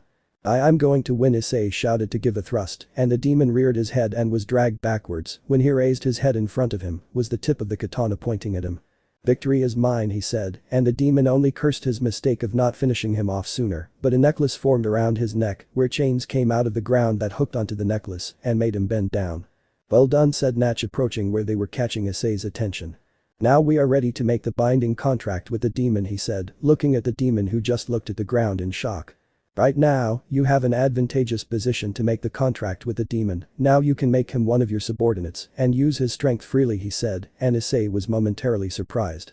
In that sense, the demon has no right to refuse to do it with just a thought like follow me. That guy will follow all your orders and observe with discipline, and then he will become your strength as if it were yourself, he said with a small smile, and Issei just remained serious. That is the path you must follow to become the strongest of all, he said, and Issei remained silent to look at the demon, who only remained silent, looking at the ground, waiting for what was going to happen to him. I see then, said Issei, to raise his hand and stick his katana in the ground and say. Let's be friends, he said, while Natch just remained smiling and silent. The demon could only say huh. Huh, demons don't know what friends are like a partner, he said, looking at the demon, who was still shocked, and Natch spoke. Wait a second, are you planning to have an equal contract with that demon? Natch said. Yes, as I said before, fighting, the reason why I was able to fight until now was thanks to this guy, but I didn't know anything about him. Even if we were together until now, I would like to know more about this guy first. Therefore first we need to be friends, he said, leaving the demon more impressed. What are you talking about? You can't conclude that the devil will listen to your orders just as you say. There's no benefit in a contract like that. He said with a deep and angry voice. No was the only thing Issei said, but he continued. To begin with, this guy didn't fight with all his power, he said he would kill me he said, pointing at the demon who just stared at him. But he stopped himself, you can't kill a person right, you can't get angry or sad for someone or do such things right he said for the impression of both. So we can understand each other, and therefore I want to be fair with you he said smiling, while a voice was heard from behind Natch. This is not a ritual of subordinates, it is a ritual of friendship said a voice, and suddenly 4 small beings came out, and one spoke. That boy is stupid, Natch-sama one of them said to Natch who remained silent for a moment and then just said yes. It seems we have the same common enemy too he said to stretch out his only hand to say. Let's defeat the bad guys together he said with a smile. The demon was impressed by what Issei said. As I expected, you are an absurd idiot he said, still impressed. I don't know if such a thing as destiny exists thought the demon looking at Issei who said. By the way, what is your name? He asked with intrigue and a memory came to the demon. What is your name? Kazutora asked a demon who said nothing and just looked at him. Huh, you don't have one, then I should give you one he said, thinking, looking at the boy to say. Lieb your name is Lieb he said with a smile pointing to now named Lieb. As I expected, this boy is he thought as the chains around his neck and the collar disappeared and he began to stand up. The descendant of he thought starting to shake her hand until he did in thought. From Kazutora he thought with a smile, and on both of their wrists, a kind of bracelet appeared that had some words on it, Issei looked at that for a moment, but then he was happy to see his arm return. The contract is done, this contract never really happened said Natch approaching both of them who looked at him. I didn't know you were so stupid though he said as his 4 demons came out from behind him to say. You're right he said, and one of his demons peeked out from over his shoulder. But he said with a gloomy face. Hi it's my turn said that excited demon to fly to the ground and pierce it and from there came out a being of darkness with a face of a dog with pointy teeth and then began to consume Natch who did not flinch. We can't guarantee that the right person will be rewarded so become strong he said and Issei and Hare watched what was happening. Make sure you don't lose against the irrational demon Natch said, showing a new form that surprised the two. The real lesson you asked for will begin now, you two do your best to defeat me he said, seeing the two standing ready to fight. The Trihexa is approaching a great revelation. Speaking. Hello. Mentally speaking. Okay, I'll use this, I hope it doesn't kill me. Whispering. Okay, I'm supposed to be whispering. Thinking. What will happen if I do this? Black Clover manga spoilers. End of clarifications. Beginning of history. Place. Kazutora Hanamiya's house, basement. Time. Past. Demonic assimilation. Mode. Tanis. Natch said having her new form that impressed Issei as Lieb. In order for you to become stronger, Issei, you will have to assimilate with the demon he said as little by little darkness emerged from beneath him. And get 100% of the power of anti-magic he said and the darkness slowly expanded. The tail Issei thought looking at the ground as a mass of darkness also emerged from which several arms came out that caught them and lifted them, beginning to surround them, beginning to bring them together until creating a dome of darkness. But after a few seconds, a sword came out of there being Danma that cut the dome, and from there Issei came out with a new transformation. His appearance was having half of his body covered in anti-magic, a line of anti-magic crossed his eye, he had half of his hair completely black, and from there came out a horn, and next to him was his grimoire. But when he came down he noticed that Lieb wasn't starting to look for him with his eyes, he asked. How Lieb disappeared I asked confused looking for the aforementioned. But from his shoulder came a small being of darkness, it was Lieb, but for some reason it was smaller. Hey over here said Lieb getting Issei's attention who turned to look at Lieb, impressing him. You got small he shouted with great impression looking at his new form, having less size than before. It seems I become like this when I lend you my power he said thoughtfully, but Natch spoke. In the ritual of the contract with the devil, the initiative belongs to the one who binds it, that is, for the human, that's why I easily control the assimilation of the devil he said, while Issei and Lieb looked at each other to return their sight to Natch. Your current state is not something like the devil joining he said while the boys remained attentive. It's just that the devil's power is leaking he said, so that Issei would think, but then he turned to see Lieb. You also told me things like that, right Lieb? Issei asked, looking at him, who remained silent, and Issei continued. How can I use your true powers? I asked back to the mini-demon who didn't speak for a moment and then just said. I don't know he said to Issei's impression that he got nervous. What did you say? I asked nervously. I was trying to take over your body and fight, it was my first time after going out too, that's why even you could beat me, he said with shame and then anger. You don't know anything after you showed so much, Issei shouted, looking and pointing his finger at Lieb. It's because you made a mysterious contract in the first place, you do something, said in response the demon of anti-magic floating in the air. I don't know either, he said nervously looking around, but Natch remained silent and out of the discussion. As I expected, said Natch as his shadow moved away and multiplied on the ground. I guess we have no choice but to find out while we fight, he said, and from the ground came some humanoid darkness creatures, but they came out around him and advanced towards Issei and Lieb. By doing demonic assimilation I can add the traits of each demon to my shadow magic with one of them. Gimmadero is a package, he said, so that the humanoid beings began to approach them for the impression, Issei, and anger, Lieb. Issei instinctively jumped, and he had to do it since one of those beings was going to come out from under him, but in the air another one appeared that tried to attack him, but Issei managed to block it with Danma, but he had to dodge a mace blow from one and another that wanted to attack him. Then he tried as best he could to block two more of their blows, throwing a cut the two beings managed to dodge it. Each of these guys have the same Kai as Natch, he thought, but he summoned one of the swords of the Grimoire, and with that he blocked a cut from one of the beings, while with Danma, he tried to cut another one that jumped. Unless you attack my main body, my shadows won't disappear, said Natch running between the shadows. I don't even know where the main body is because it's hidden in them, he thought, jumping to dodge a blow from them, and with Danma trying to cut another one who ducked. So Natch has a contract with 4 demons, he's been through so many life or death crises, he thought, looking for Natch. With the contract we were able to connect much more than before, we must be able to draw out more power, he thought, while an image of little Lieb came to his head. There it should be noted that Lieb had already gone back to the Grimoire. You had an equal contract with the devil, naturally you can't have the power at 100% because you're not tying him up. You chose this path. He said while Issei was trying to get in front of him with the katana while pointing at the ground. Beat me with that power, said Natch, while Issei smiled. Okay, he said with a serious voice but still kept his smile. Here and now I will surpass my limits, he said with conviction to tightly grab his katana, and Natch remained alert before him while the humanoids launched themselves against Issei. But Issei launched a cut aimed at Natch that he was able to dodge but cut a bit of his suit. Demon Decapitator, said Issei, excited about his new katana. Your name will be Demon Decapitator Katana, he said, while slowly pointing the katana in Natch's direction, who just looked at him seriously. We are going to defeat Trihexa and save the people together, here and now I will overcome my limits, said Issei with determination while Lieb appeared over his shoulder. I hate those words, Natch said in a voice from beyond the grave. Meanwhile with Vali. In a forest near the capital of Buenos Aires, Vali was breathing heavily. In front of him was a wall of rocks, all destroyed with large holes. Vali was deactivating balance breaker, keeping his gaze on the ground while sweat fell down his face. Why don't you come out instead of hiding? Vali asked the air while a black-haired boy with emerald eyes but a not-so-friendly smile came out of the forest. Who are you and what are you doing here? Vali asked, attentive to the person in front of him who just smiled. Well, it's none other than the hacker Yuku, said the stranger approaching Vali but keeping his distance. What is someone like you doing here? Humans aren't supposed to be in their homes for the arrival of the Trihexa. He said as his sacred gear wings emerged from behind him. Yes, as you said, humans, but I am not human, he said with a smile, and his eyes became like those of a dragon, but then they returned to normal, and then he looked at the wall all destroyed. It seems like you trained too much, why would that be?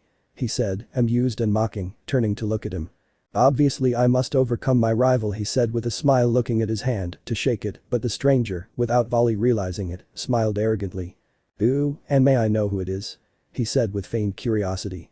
Say hi to, he said, and the whole place fell into a deathly silence, and the stranger was bewildered. Wait, I didn't hear you well, can you tell me again? He said thinking that he had heard wrong and it was just his imagination. Issei Haidu is my rival, he said with a happy smile, looking at the stranger who just squeezed his hand, and his veins stood out. But the Sekiryuutei was not your predetermined rival, he said with faint confusion looking at Lucifer, who only looked at the unknown guy. Well, I thought about it a while ago, and all I cared about was facing him, but when I met him, in my mind all that was left was training to overcome Issei, so training to face him, Trihexa, is part of being able to overcome Haidu, he said with a challenging smile, while the stranger just remained serious and then sighed and said, trying to hide his anger.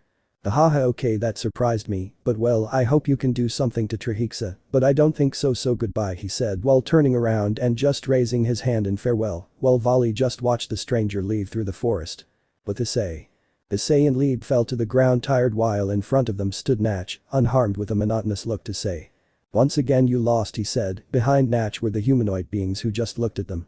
Natch is incredibly strong, no matter how he tries, he ends up winning, he said while panting, and began to observe the humanoids. And he's not being serious now, so this is the power of assimilation, he thought, moving his head to the side, looking at Lieb who was sighing with tiredness. Why can't Lieb and I?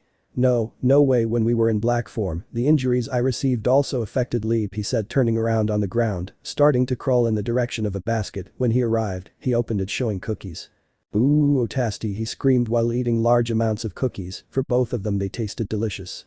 My wounds and my resistance are recovering, this food is made by some kind of magic, I suppose by magicians, not Issei asked, looking at Natch who remained in his demonic assimilation. I have to thank you when I meet you, he said while he continued eating, but above his head, a light came out as a sign that he had an idea. Turning to see Lieb, he said. Ah, after eating those sweets I had an idea, come with me, Lieb, he said excitedly, standing up while Lieb finished eating some sweets to think. At times like this kid has a 1 in 10 chance of an excellent outcome, he thought, standing up and heading towards Issei who was waiting for him, while Natch just watched as everything happened. They show us a scene where Lieb is on top of Issei, on his shoulders. Combine. And this was the lost ticket. 9 out of 10, he thought, indignantly looking at Issei, but started yelling at him. Bastard, this is not a joke moment, you are 90% stupid, Lieb shouted, trying to get off Issei, but they both ended up on the ground. I'm not joking, fighting like this will make our body and soul one, Issei shouted, pointing at him with a finger, and both began to argue, while Natch just watched and a memory came to mind. Aren't you tired of being a good boy? Asked a brown-haired boy looking at Natch, who was just watching people pass by the window of his house, talking, walking their dogs, etc. Haha, don't you get tired of being so free? I asked, turning to look at the brown-haired boy. Idiot, how could I get tired of being free? He said, looking at the window and then at Natch. Natch just watched as they continued to fight until he decided to speak. So it's been a while since we met, he said, looking at Issei who heard that and turned around in surprise. It's been 2 days already, I shout in surprise for not noticing that time had passed quickly. I didn't realize, what am I going to do now? I shout nervously while sweating a lot, but Natch answers. There's nothing you can do, he said monotonously, until the darkness came out of his body and all the lights started to go out. Issei realized it and shouted to Lieb. Libby, he shouted hurriedly, and darkness covered them both, leaving the whole place black. On his own. Hellish hunting ground, said Natch between the darkness, and Issei, who was in the black form, just watched as the darkness was everywhere. It's deep darkness, Issei thought, but received a blow to the cheek that sent him crawling on the ground. I can't feel any presence, I can't dodge these attacks, he thought, trying to search for any presence around him, but he couldn't feel anything.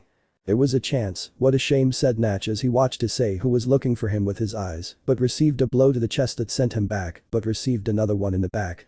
The darkness in which I can't feel anything, only death drags you slowly, this is absolute terror, Issei thought as he only searched for something that isn't just darkness. Even when we are connected at this level, Issei thought, but something also occurred to Lieb at the same time as Issei.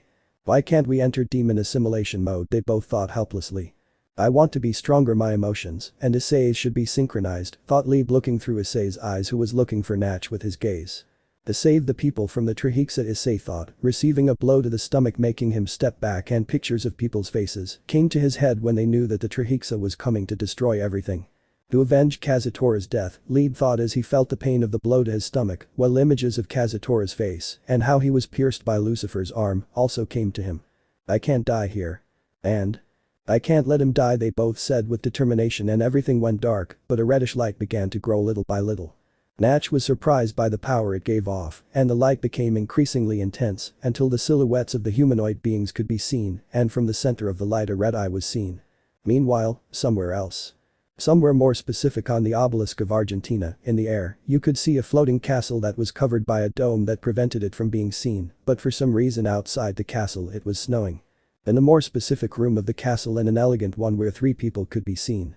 The black and red-haired girl wears a brown high-collared vest and a matching short skirt, she has a wide black belt fastened at her waist and hangs her Gremory bag on the back, she also has a pair of belts that form an X on her chest, a third belt wraps around her skirt, over this, she wears a dark blue fur coat with a short white fur cloak on top, she also wears a pair of brown thigh-high boots and a golden tiara with 5 points and red jewels at the base of each point. The black-haired man with blue eyes has a cross-shaped mark on the left side of his forehead, crossing his eye to his mouth. He has on a vest with 2 belts, one untied. The vest also covers the rear and half of a part of the legs underneath. He wears a black shirt and pants and boots, and over it, he wears a black coat that reaches to the calves with feathers on the shoulders and a rope's tied to a ring that holds it up. And the last one also has black hair with blue eyes, he has a mustache and a small beard, along with a mark in the shape of a straight vertical line with other smaller lines crossing it, blue eyes, black hair combed back with a large crown on top, he wears a vest with two belts, one with a larger square-shaped symbol. The vest also covers the rear and half of the part of the legs underneath. He wears a black shirt and pants and boots, and on top, he wears a black coat that reaches to the calves with feathers on the shoulders and another belt in the middle of the chest. The three were sitting at a table chatting while the man with the cross-shaped mark was playing cards with the girl, while the man with the crown was drinking something, apparently wine. Onisama Zenon doesn't want to let himself be defeated, Mu said the woman pouting while looking at her older brother, who just laughed at his younger sister's attitude, while the named Zenon just looked coldly at his older sister. Haha Vanica, you know Zenon is not going to let himself be defeated, he said, amused, looking at Zenon, who was only looking at his cards, well now the one known as Vanica only looked with puppy eyes at her brother, who only remained silent, but with a smile. Ah Zenon, you can let yourself win, you know how your sister is when she likes it, when they don't let her win, he said with a calm voice, well Zenon just looked at him for a few moments to just say. I won't do it Dante, he said as he looked back at his cards, and Vanica had a vein stand out in his head. Haha okay, but well you better get ready, you know that tomorrow the factions will try to stop the arrival of Trihexa, and you know that the old man asked us in exchange for helping us free Lucifero. We must destroy or at least stop the leaders, said Dante animatedly, while Vanica got excited by what was said and began to jump a little with joy. How good, now I can finally face the anti-magic boy that you were talking about, Onisama, Vanica said, imagining herself facing Issei. Okay, but it will only be for a while. After that, you will let me face him. You know that I have been waiting a long time for that moment. Dante said, smiling, while a memory came to his head. And you Zenon, do you want to face that child? Vanica asked with doubt, while Zenon just remained silent, looking at the cards, and after a few seconds he gave his answer. Yes, I'm quite interested in facing him, from what he told us, he can be powerful or at the same time he can be weak, said Zenon, simply to continue playing cards with Vanica, while Dante just kept thinking about Issei and how he had seen him fight before, but we'll see that later, now we just concentrate on our protagonist. With Issei. Natch's ability faded, all the darkness disappeared, and from all that you can see Issei next to the demon decapitator, while they were deactivating the transformation, and in the distance you could see a silhouette. What was Natch? That for some reason on the wall next to him there was a cut while his arm did not have the demonic assimilation, apart from that he was sweating a lot, he looked at his arm to think. He intentionally missed so I wouldn't get hit directly, he didn't even touch my arm, but our demonic assimilation was disarmed, Natch thought as Issei and Lieb separated and fell to their knees. And I remove my magic along with the mana area, anti-magic after all, if it shows its true potential, he thought, seeing how both of them were breathing heavily. He is the strongest, he thought with emotion, and deactivated the demonic assimilation, and the horns disappeared. I lost, he said with a smile, and Issei and Lieb tried to stop but couldn't.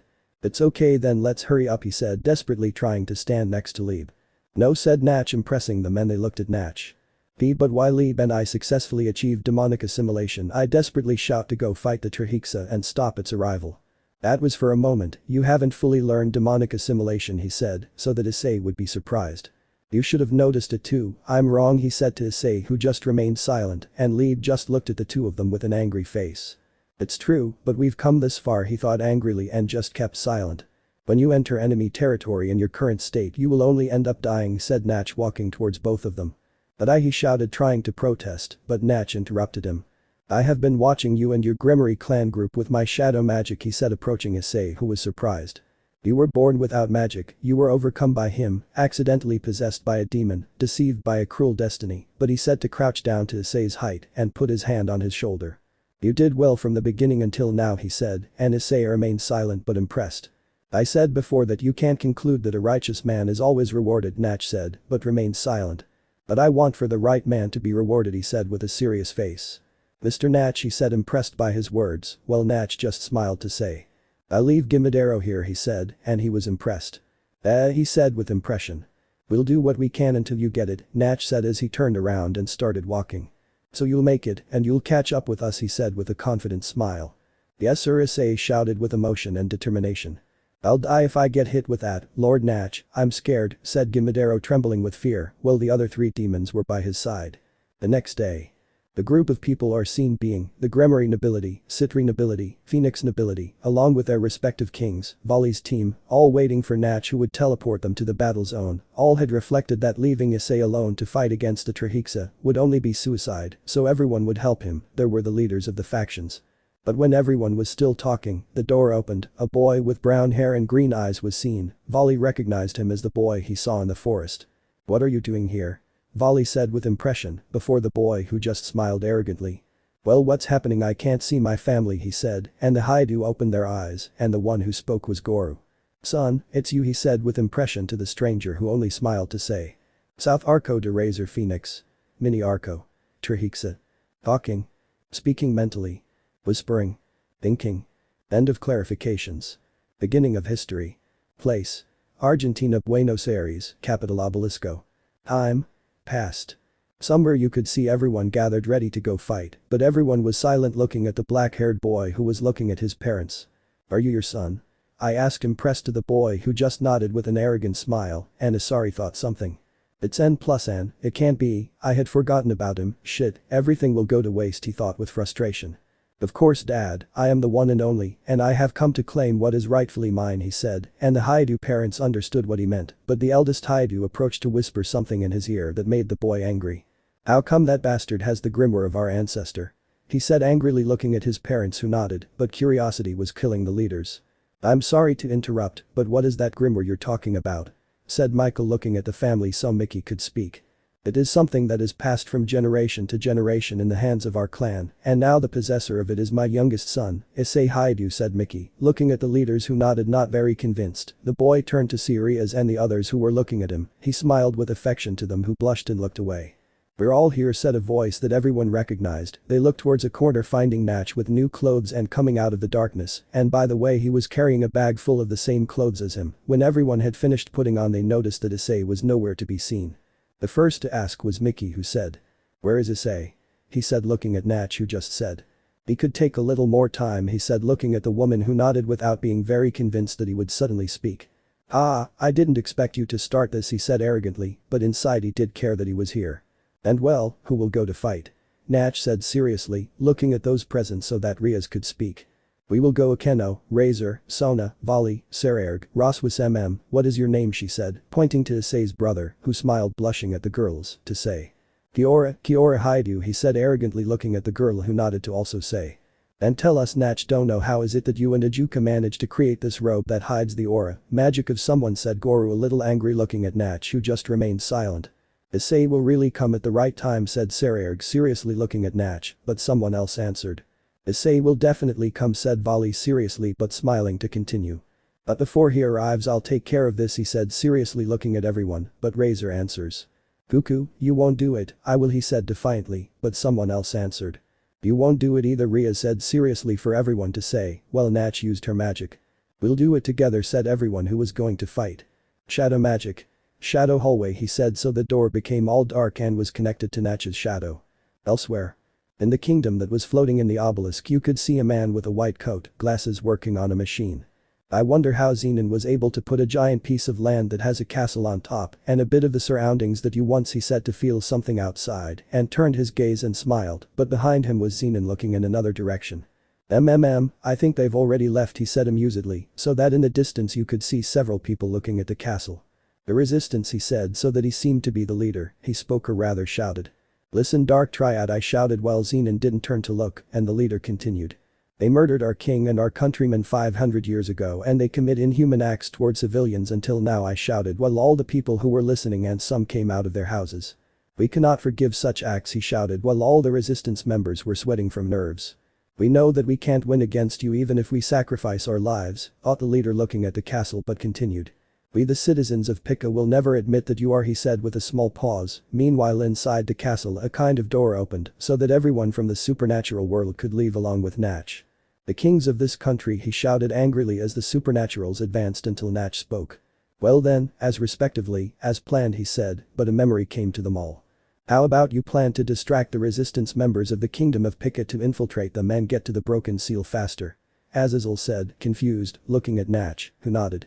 "Yes, as you can see, the seal is protected by the Dark Triad, which connected its dome with the seal that hides it and also connects with a bridge, so if we defeat the Triad, we can get there faster, since I can't get into the place in any way," he said, so that everyone nodded at what he said. Please Natch Dono, the best warriors of the supernatural world and Lord Issei, we will play our role as a decoy if it costs us our lives, thought the leader of the resistance who was sweating and praying that they would win, but he began to feel vibrations and the ground outside the kingdom was splitting for a gigantic being to come out of there. This is it, said an ordinary citizen, so that another one could shout. The legendary demon of ancient times, he shouted for everyone to start running in fear, and the resistance was afraid to see such a monster. In the face of absolute power, feelings and tendencies, everything is in vain, said Zenon with disinterest, listening to the people's screams of fear. I see a rat sneaking into the castle, said Zenon, looking at the scientist who was looking at two capsules where two somewhat large humanoid beings were. Adjusting to the time of the almost arrival of the Trihexa, I hoped that the resistance would do something, he said with his monotonous face, but continued. But it was completely unexpected that they appeared at the front with confidence, he said, to look at the people who were running scared and then turned his gaze to the resistance. To begin with, it was planned to annihilate all the people in the capital with a demon, he said, to show a face of contempt towards the people. You are not citizens of the Pika Kingdom. Only the strongest like us are citizens of the Pika Kingdom, he said to say the last words. Let us bring Trihexa to the world. This sound is a huge amount of magic, said Sona, upset, running alongside the others who were following Natch. Everyone is outside, right? The Citri girl asked worriedly, so Natch could say relaxed. They'll be fine, he said calmly, continuing to run at high speed, but without exaggerating so that the others could follow him. Afuera. Someone outside the kingdom was running towards the giant demon, who saw that person, then that person took a big leap to hit the creature's face, and from the person's arm came out a large amount of fire, killing the demon. Everyone looked at the person in shock and this person shouted. You howled well, that person shouted to show himself a girl with blue eyes, her hair color was vermilion, and she had the same clothes as the others with her tunic included. The noble of an underworld clan, Mirioliona Phoenix must cooperate with you, she shouted with great emotion before everyone who was surprised by the woman's feat. The broken Trihexa seal consists of a kind of fissure in the air that is connected to the dome that hides the Dark Triad castle, that causes the seal to be hidden as well. For some reason I can't get there, said Natch, looking at those from the supernatural world, who nodded at what he said, but continued. To prevent the arrival of the Trihexa we have to defeat those who protect the seal, that is, the Dark Triad, he said seriously and continued. This way, we can stop the arrival of Trihexa and the world from being destroyed, Natch said with a deep voice, so that everyone who was going to the confrontation nodded, determined to win. But we don't know if it's safe, trying to seal the Trihexa before it arrives is part of the plan, he said, as he showed himself to volley next to Kiora, but surprisingly, there was a girl next to them, a tall and slender woman with prominent narrow and pointed features and pink eyes, her silver white hair is slightly wavy and is left loose at the bottom of her back, while the sides and top are trimmed in messy spikes, her bangs are combed to a point on her forehead. She was also wearing the same clothes as the others with the robe. She was Nebra Silva, a high-class demon and heterita of the Silva clan. She had been invited by Natch to help in the fight. If we do it by force, the people of the town could die, don't let that happen, Natch said back while Rias, Sona and Akeno were shown running in another direction. Each one is placed in a place and that looks like a circle, but that prevents us from passing, therefore we will necessarily face each one, he said to show Razor, Natch and Saraerg running at high speed, the three of them. We will divide into 3 groups, we will attack them at the same time and defeat them simultaneously, he said to show everyone that they had faces determined to win and continue running. Even if all the attention is on the resistance, they will surely encounter some dark disciples, said Natch, as he showed himself to guards who activated their magic. Intruders, one shouted to prepare his fire magic and another behind him creating spiked balls. Then one will become the bait and as many people as possible will go to defeat the Triad, said Natch, so that Akeno, Saraerg and Nebra prepare to fight the guards. Meanwhile outside. The giant being had withstood the attack of Mirioliona. It didn't work, I screamed, scared, looking at the being that just remained still. Defeat that thing, it's impossible, said one looking in shock, while Mirioliona looked at the being with a smile and a flashback came to her. Flashback. That time I got to know a creature that was not affected by my magic. In a volcano of the underworld you could see a person walking slowly, showing us Natch, who kept his smile, to approach a lava waterfall, that there was a woman, being Mirioliona. I don't know who you are, she said as she got out of the lava, showing that she was naked. But you have some business with me? He asked with his wild smile, so that Natch put his hand in front of him, looking away. You are an impressive person, as the rumors say, you could put on some clothes, he said, asked the girl, who proceeded to change. Time skip. Oh ho people, he said with a disinterested tone, looking at Natch, but then his mood changed. I don't care if those idiots can die, but the guys protecting the Trihexa seem interesting, he said, and Natch smiled to say. I have the perfect opponent for you to test the results of your training, I will prepare it for you said, and Mereoleona smiled excitedly in response to test her skills. Then to Flashback. Seriously he said as he released his magic and his body was surrounded by fire. I felt. The gigantic being brought his hand towards the phoenix to try to grab it. That I could become stronger. Mereoleona's arms were being covered by rapidly spreading fire. I'll burn them. Her body was being engulfed by fire that apparently did not harm Mereoleona. All. For the first time. He thought as his body was completely engulfed by fire. These hands. A wild and excited smile appeared on her face to show that she was completely covered in fire. Incarnation of Hellfire he said with great excitement to test his new ability. They will defeat a legend he shouted with great emotion and total lack of control. Everyone saw a large ball of fire as if it were the sun and the leader of the resistance thought. That's an incredible amount of magic mana he thought, impressed, watching Mereoleona prepare to attack. His body.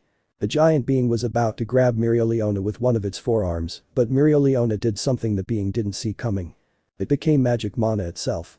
Mereoleona punched him, sending fire into the arm that pushed him away. But another arm was going to catch her, and she dodged it at great speed to run and jump for his arm, and she hit another arm again, to face the being that did not react to the attacks of the woman who, standing in front of him, with a smile, threw a punch that hit the being in the jaw, who went back, and an arm tried to catch her, but released its aura that moved the arm away. And he said. Total liberation of mana's own he said with battle madness and those of the resistance, looked impressed by the display of great power. Go back to sleep, but this time he said with a terrifying voice.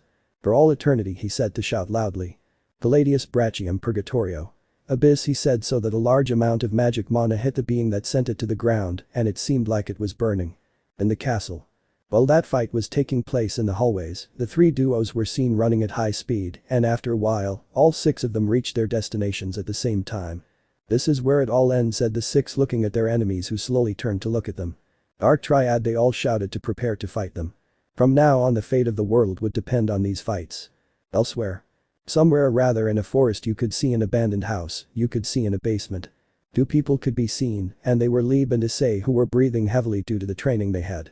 Lieb noticed how Issei was nervous and he knew why. He's nervous about what might happen he said eating a cookie that Natch had left, but he knew somewhere in the house was the demon that Natch had left. If I want to go and fight, not stand here doing nothing he said squeezing her hands, he wanted to be helpful, but he felt Lieb put her hand on his shoulder and smiled. Yes but we can't do anything until we can control the demonic assimilation he said to go back to training, and Issei looked at the ceiling, as if he was looking at the sky and just sighed, hoping that everyone is okay until he arrives. End of chapter. Cut. Said the director while Issei sighed as did Lieb. Issei left the stage to grab a bottle of water, next to him arrived Mereoleona who smiled seeing how tired the boy was. You've already gotten tired for so little he said looking at the boy who just remained silent. It's not that I didn't sleep very well yesterday, let's say he said remembering how his partner didn't let him sleep last night. Mereoleona understood and laughed. What are you talking about? Said Lieb eating a hamburger and both looked at him strangely, confusing him. What I asked confused so the woman could answer. It wasn't that I was on a diet she said pointing at the hamburger and he looked at her to say. Yes but sometimes I can give myself a treat he said walking towards Natch who was just taking off his robe. If you foo but it's true from time to time we can give ourselves those little treats, said Mickey looking at Issei who only nodded at what his mother said. Haha I love that you on stage are mother and son, but off stage you are cousins, said Razor laughing this time as he approached the three of them. Luckily my wife was able to have the role for those scenes he said, looking at the boy who nodded with an amused smile, so that Issei looked at the scenery that was being changed. Now we have to record he said eating a hamburger that Lieb just gave him. I think now we have to record the beginning of the fights and then they would concentrate on one until Issei arrived, said Rias, who arrived with Vanica, who was jumping until she reached the others. It's true, but it will be annoying to spend several hours putting on makeup to have the demonic assimilation, said Vanica sighing tiredly and receiving pats from Rias. If you at least only change your outfit and a little more, I have to change, put on makeup and a wig, and put on red contact lenses and some wings that are totally uncomfortable she said crying because of everything she had to put on. Well in any case we will do it anyway, said Natch approaching them who nodded and some with laziness. Well, we'll see what awaits us he said, so that everyone smiled with excitement. Gremory Citri vs Vanica Issei vs Vanica. Talking. Mentally speaking. Whispering. Thing. Black Clover manga spoilers. And. Many more. And. I want to ask something before we start. They want Issei to have the ability to copy magic and improve them, obviously he will be able to do it in just a few minutes. Or you choose what skill you want for Issei. End of clarifications. Beginning of history. Place: Argentina, Buenos Aires, Kingdom of Pica. Time: past. You could see Vali with Kiora in front of Zenon, who just turned around seeing both of them who were ready to fight. The insignificant rat that came wasn't the resistance, Issei thought, Zenon silently looking at both of them. Neither of them knew anything, but he decided to ask. "And who are you and where is this Issei Haidu?" said Zenon with a serious voice while Kiora got angry at the mention of the useless. "I am Vali Lucifer, descendant of the original Mao Lucifer and bearer of the Hakuryuku," he said, seriously taking out his divine dividing wings that showed a blue aura, but another energy was felt and the two turned around seeing Kiora with a sacred gear being the booster gear. But Vali didn't give it any importance and decided to attack by throwing two blue energy balls that soon became a blue beam. But neither of them expected that Zenon would produce many quantities of bones. So bone magic is his specialty. It seems that with it he has a complete defense, with overwhelming solidity and regeneration speed, thought Vali seeing the large amount of bones that Zenon used to defend himself from the attack. "I see you are stupid," said Zenon, while the bones slowly returned to Zenon and little by little he began to notice. That's why most of the attacks he launched don't work on him, Vali thought worriedly and seriously, so that all the remaining bones stand next to Zenon showing 50% of their power. "You could have lived longer if you had held your breath and stayed in your hiding place," he said while Kiora smiled to say. "Haha, it's not my thing to sit around, I'm not the type who sits there and does nothing," Kiora shouted angrily and excitedly, summoning several red magic circles so that everyone would launch dragon shot at full power. But they were all trapped in purple cubes. "I see the bearer of the Sekiryuutei," said Zenon, indifferent to the attacks. "Space magic. Absolute cube," said Zenon, and all the dragon shot were caught by the cubes. He dominates the mana in space with his magic, which means he interferes with his opponent's magic or mana and creates a force, Kiora thought, watching as her attacks disappeared just like the cubes created by Zenon. "Interesting, it's been a long time since I faced the Sekiryuutei," said Zenon, so that Kiora smiled. "Then let's see how good you are against a booster gear wearer," he said, so that some red gloves not being the booster gear appeared and also some metallic boots, along with a reddish aura. The aura charged a powerful dragon shot that she threw at Zenon, who only said, "Space magic. Space domination," said Zenon, enclosing the three in a giant cube, making Kiora's dragon shot disappear. Vali and Kiora were surprised to see how the dragon shot disappeared and did not reach Zenon. "It's impossible to even maintain magic if the one using it enters that space," Kiora thought, frustrated looking at Zenon, who looked at them with disinterest. "This kind of ability without any preparation action," said Kiora to make the gloves and boots disappear to return the booster gear. "It will be a battle that will not last long. I think that Issei Haidu's boy is more promising from what my brother said," said Zenon with disinterest towards both of them to change to a dark voice directed at the two of them. "That's why all of you will die here without being able to touch me," said Zenon, so that the bones go against the two who reacted, Vali exhaled to say. "Let's go, Albion," said Vali, and a blue aura came out of Vali and his sacred gear extended to its maximum. "Ibo," Albion said mentally to Vali, so that the dragon would set his sights on Zenon and become serious upon recognizing his aura. "There's the bone bastard," Albion said now through divine dividing, and Zenon recognized his voice. "How dare you do that to us years ago," said Albion, and Vali's aura increased. "Vali and I will definitely defeat you," said Albion, so Vali shouted. "Balance breaker," Vali shouts for Albion to continue. "Vanishing dragon," said Albion as the Hakuryuku armor appeared until it was complete. "What is this small overwhelming feeling and that magical image," thought Zenon, but then he said to himself, or rather to Vali, but he didn't speak. Still. He threw his bones towards Vali, who was waiting ready to defend himself. "You cannot exercise your power within this space. I will be the man who will become the strongest," said Vali, determined to win and surpass his greatest rival, Issei. Releasing his aura, causing the bones to dust every time they got much closer.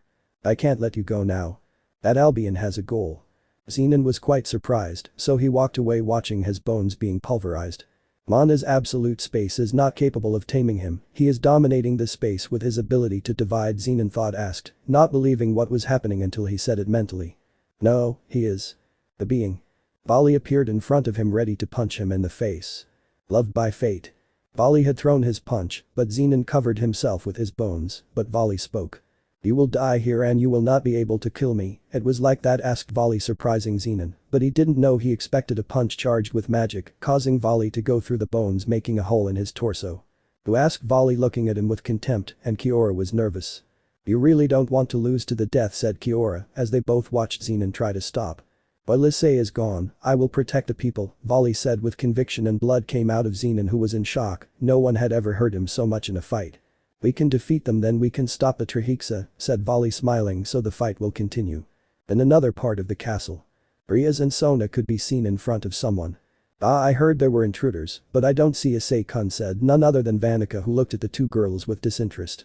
Well then show me if you're worth fighting with, she said. Well, below her were two men with strange lines that had letters. The men activated their spells ready to fight. Rias saw this and decided to attack, activating her power of destruction, launching it at Vanica. Well, I bet they are stronger thanks to the curses I put on them and Morris's renovations, Vanica said with a little disinterest, so the men raised their arms, launching their attacks that combined into one giant one, disappearing the power of destruction. That frustrated Rias, but someone else attacked Vanica. Water hurricane, shouted the person being Sona, who created a large hurricane made of water that headed towards Vanica, but ended up counteracting the men's attacks. The citrus's water magic is somewhat fun, since they have the best ability to mold water to their liking, said Vanica, watching Sona use the hurricane, but then watched Rias use her power of destruction. It's as I supposed, the power of destruction is good, but in the hands of a member who doesn't know how to use it, it has many weaknesses, she said, getting bored of watching the fight, so she spoke with a disinterested voice. I want to fight Issei-kun. My Oni-sama said he was very strong, and he also said he had a strange magic. No, he said he had two very strong magics, he said, but Rias was angry, for several reasons, but there were two that stood out. The first one he was calling weak, and the other was how could she talk so freely about her Issei. I want to make my toy, then my partner, and finally my husband, he said with a twisted smile, but with a sweet tone of voice, and Rias thought. Ventator Rias. While searching for all the information about the Trihexa 3 days ago, I wanted to know everything about the Trihexa, since possibly if I searched well, I could find some weakness of him, and nothing, they just couldn't find anything, but I did find something that interested me. Magical runes were something very ancient, but these 3 days I learned about the magical runes of the ancient Heart Kingdom. My power of destruction has an immense power of the curse trapped in it, for that reason, I have to control that power so as not to hurt anyone. That's what I thought, but I was wrong. The curse is a powerful limiter that suppresses my power. After learning the capabilities of the magic runes, and finally learned the proper way to use the curse of destruction. Rafia once told me. All the curse magic in this world comes from Magicula. Magicula is the mother of curses. Out of Ria's mind. It's because you are the main cause of this curse that I said, Rias. Well, Vanica was surprised to see some magical runes on the ground shining all over the place. I got stronger, Rias shouted, and there were magic runes all over the room on the floor. Magic runes. Power of destruction. Perfect molding, Rias said, and the whole place was filled with crimson roses that even climbed the walls, surprising everyone in the room. I released the magic runes within my spell, Sona thought, looking at Rias to say. They are growing well thanks to the water from the place and the earth there in the walls, said Sona seriously but with a smile, watching how the thorns trap the men. The stronger the enemy's curse is after absorbing their curse, the stronger the power becomes, therefore more beautiful flowers will bloom, said Rias seriously, while Vanica was even more surprised looking at the men, said. The curse I put on them has weakened, she asked, surprised looking at Rias, who was serious. There's a demon, she thought, surprised by what she did as she reached for her patch to hold it. He used his own curse magic to create an anti-curse magic, she asked in dismay, looking at Rias and slowly removing the eye patch, revealing a red demonic eye. And to think that there is a person capable of achieving it, he thought, starting to feel something excitement. Interesting, he said in a voice that was beginning to reflect emotion. Battles against renegades, training, the magical runes of the ancient Heart Kingdom, all of that made me what I am now, Rias thought as she exhaled air and crimson petals fell near her. These crimson roses that I have now, he said, to create a whip that was made with the power of destruction. Through power of destruction, he said, to attack the men with the whip who failed to dodge, and showed himself to Rias with new clothes. Now I am able to use my own version of the power of destruction, said Rias, showing us that she now had a red dress, red high heels, long black stockings in several parts, had gold decoration and a rose in her crimson hair, along with small black and gold details. After defeating Trihexa I will show you how strong I am, Issei-kun thought, Rias determined to win this war.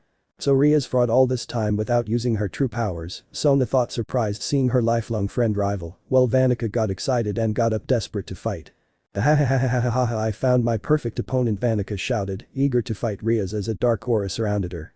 Vanica screamed seeing how the thorns began to climb on her, and Rias just stood still watching. It's a shame, but I'm not going to fight you, said Rias, while Vanica just remained silent for a moment before shouting. What are you saying?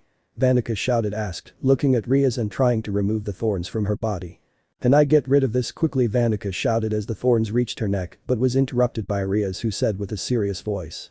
"Those thorns are not something that can be removed so easily, they cling more strongly to those who have a strong curse," he said, looking at the ground without wanting to see her, but Vanica did not care. "Don't tell me if I use my power. Wait, let's play, let's have some fun," he shouted excitedly, looking at Rias while the thorns were reaching her face, and Rias, who just sighed, tired by his attitude.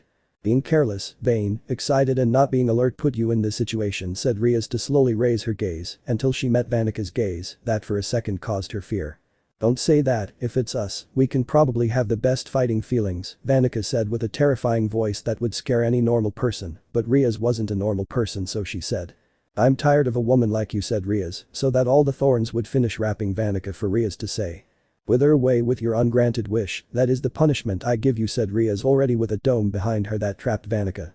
Meanwhile, in another part of the castle. You could see in a room like flames of fire that went to a person who easily dodged them, and in front of that person were two people, being Razor and Natch. The one attacking was Razor, who threw large flames of fire that the person in front of him dodged with great ease. This was Dante, who smiled. I thought you would be able to hit me, but I was disappointed, and even if you hit me, you wouldn't be able to damage me, thanks to my regeneration superior to yours," Phoenix Dante said, smiling, looking at both of them, and Natch just stayed silent, but Razor got angry. As expected, the only way to damage him is, Natch thought, watching as the Demon King's possessor smiled. Turn his unburnable body into a burnt one, Natch thought, a little frustrated, but was interrupted by Razor, who spoke. "Aka was just warming up," said Razor, smiling confidently, looking at Dante, but Natch thought. "In other words, we can only trust Razor's fire," Natch thought, so they both could see how Dante raised his hand, pointing at both of them. However, Natch thought for Dante to speak. "Therefore," said Dante, so that both fell to the ground on their knees while a great pressure was made in the place. "Gravity magic," said Dante as they both tried to withstand the pressure that was being placed on the place. "I'm not interested in either of them," Dante said disinterestedly, looking at both of them. "Presence of the Demon King," said Dante, completing his skill as the pressure slowly became stronger and Razor was slowly being taken to the floor. "What?" said Razor, upset, looking at Dante, who just looked at them with a bored face.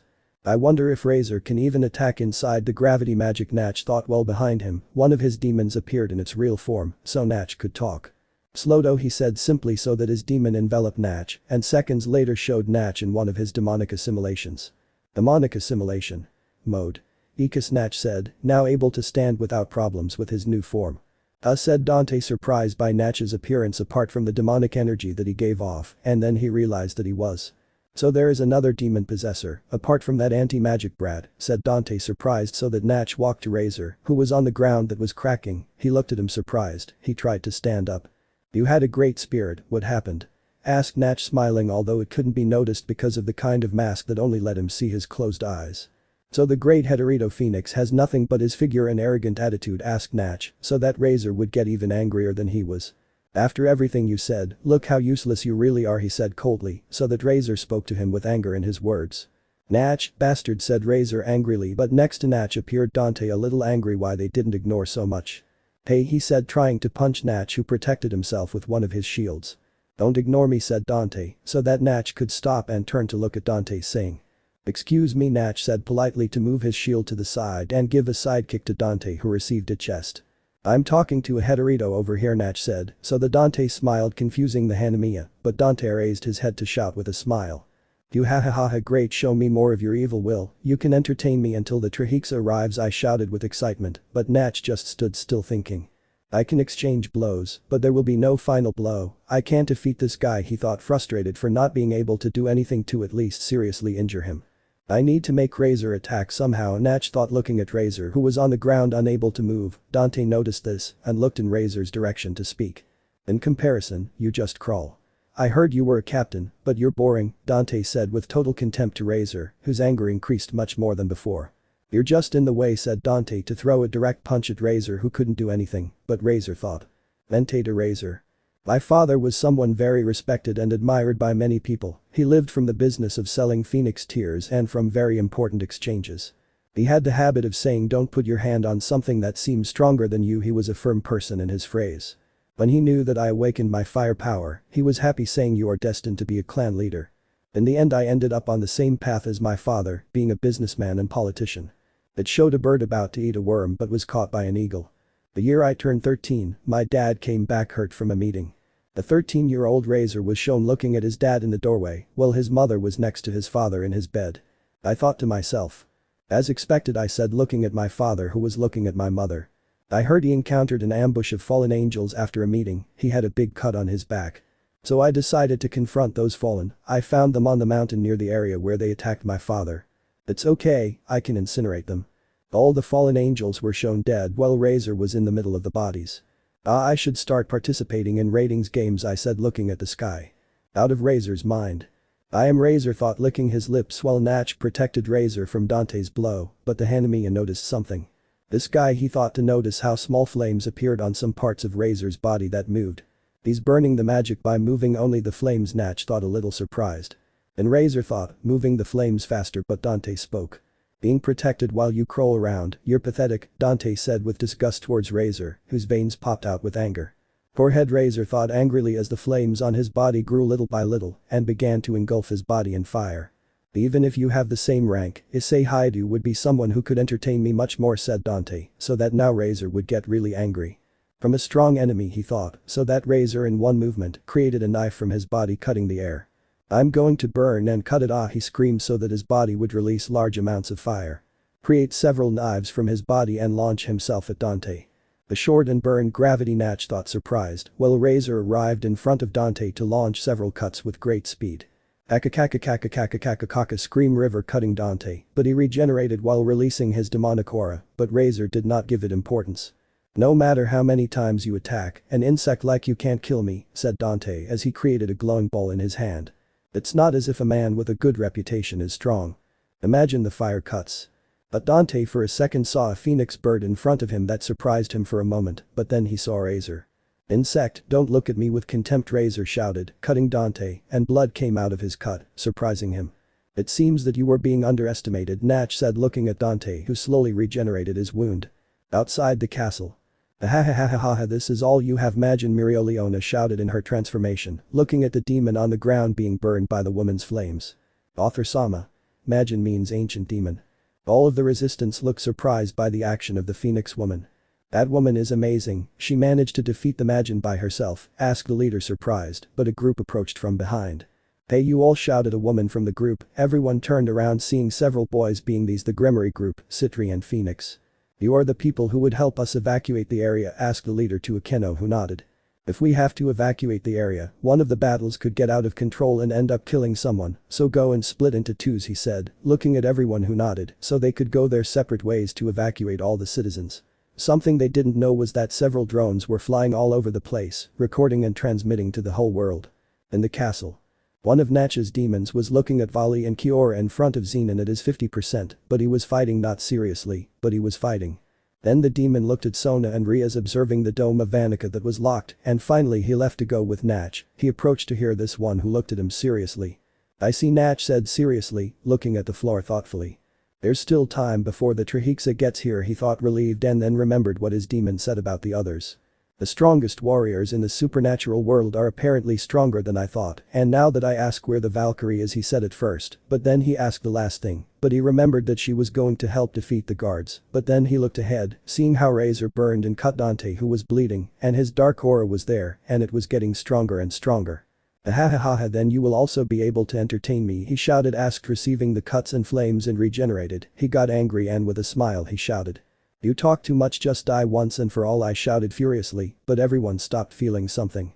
This feeling is Natch, Vali, Kiora and Rias thought, asked. They were the first to feel it, but seconds later everyone in the world. In the kingdom, or rather in the castle, a multicolored aura began to be noticed that everyone could see, even those who watched through the transmission. That's it, said a civilian pointing at the castle, so that Akeno and Tsubaki looked at the castle in surprise. What is that? Asked an upset Tsubaki, as roots began to appear everywhere in the kingdom. Natch saw how roots of various colors began to appear through the window. Some giant roots, I asked, disturbed, watching as multicolored roots began to emerge from the windows. It's the Trihexa, he asked, upset, starting to run wild, deactivating the demonic assimilation, and his cat demon stood by his side. Plumid, Natch said, and he obeyed the order, returning to his normal size, activating his demonic assimilation. Demon assimilation. Felis mode, he said, with his new form being more like that of a cat. And Natch has activated his shadow magic. Shadow magic.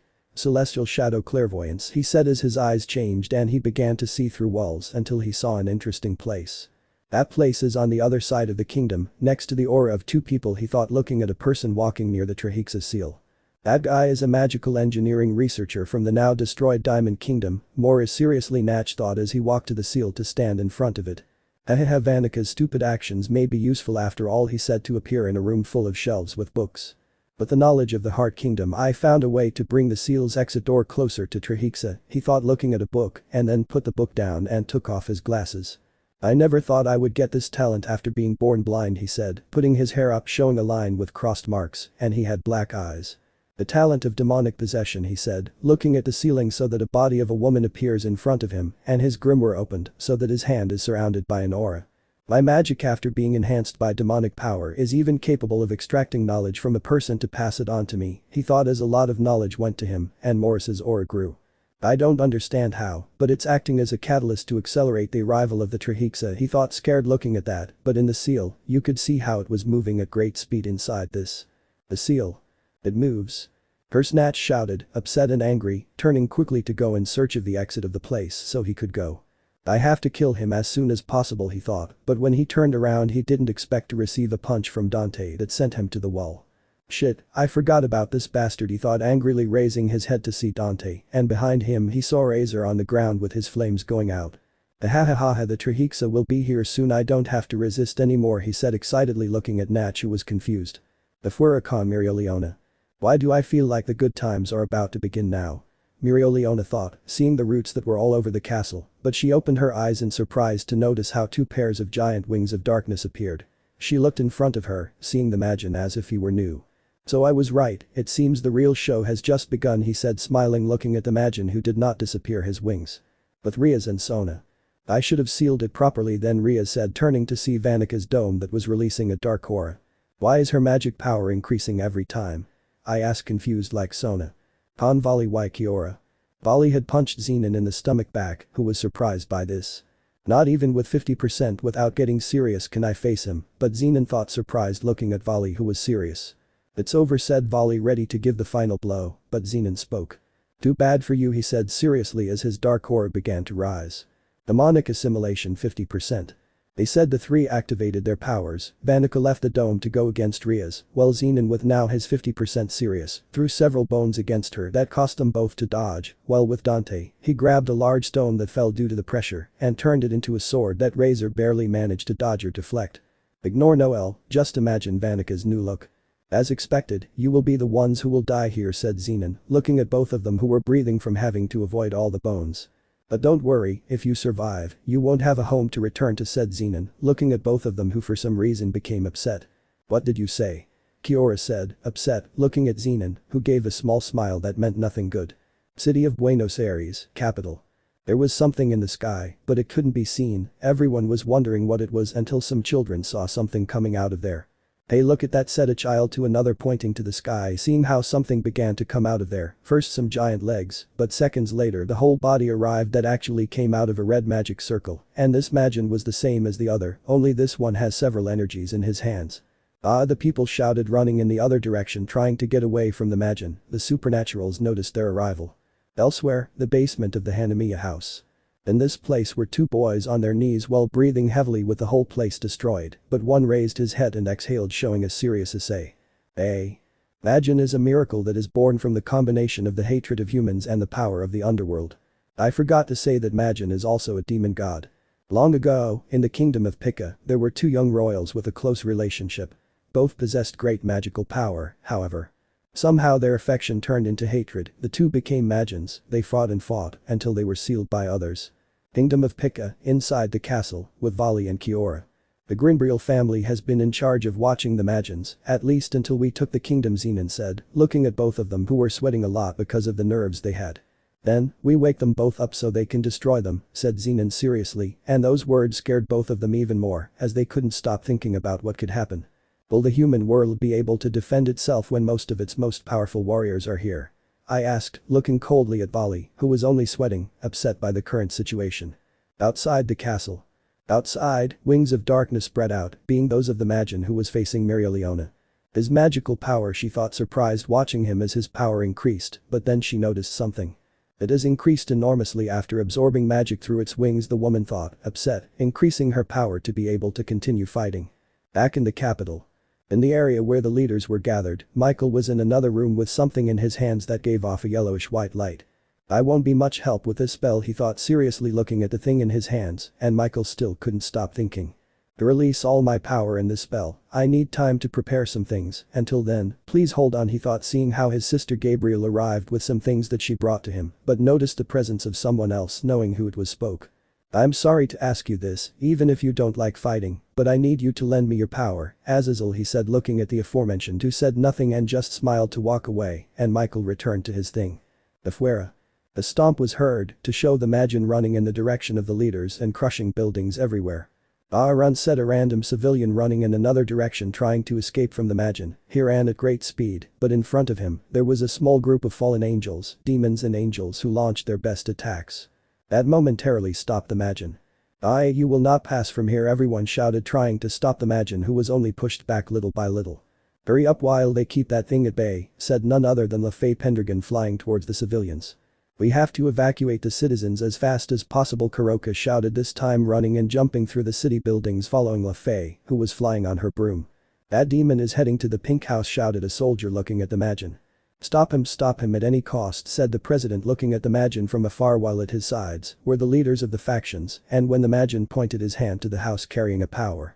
In front of him appeared Bikuo and a boy with blonde hair and blue eyes. This was Ruvel Phoenix, Ravel's older brother and Razor, who charged a magic circle to launch a powerful flare in the direction of the Majin, who fired his energy, causing Ruvel's flare to deflect the attack a little, but it was completely deflected by Biku, who did what he could to deflect its direction.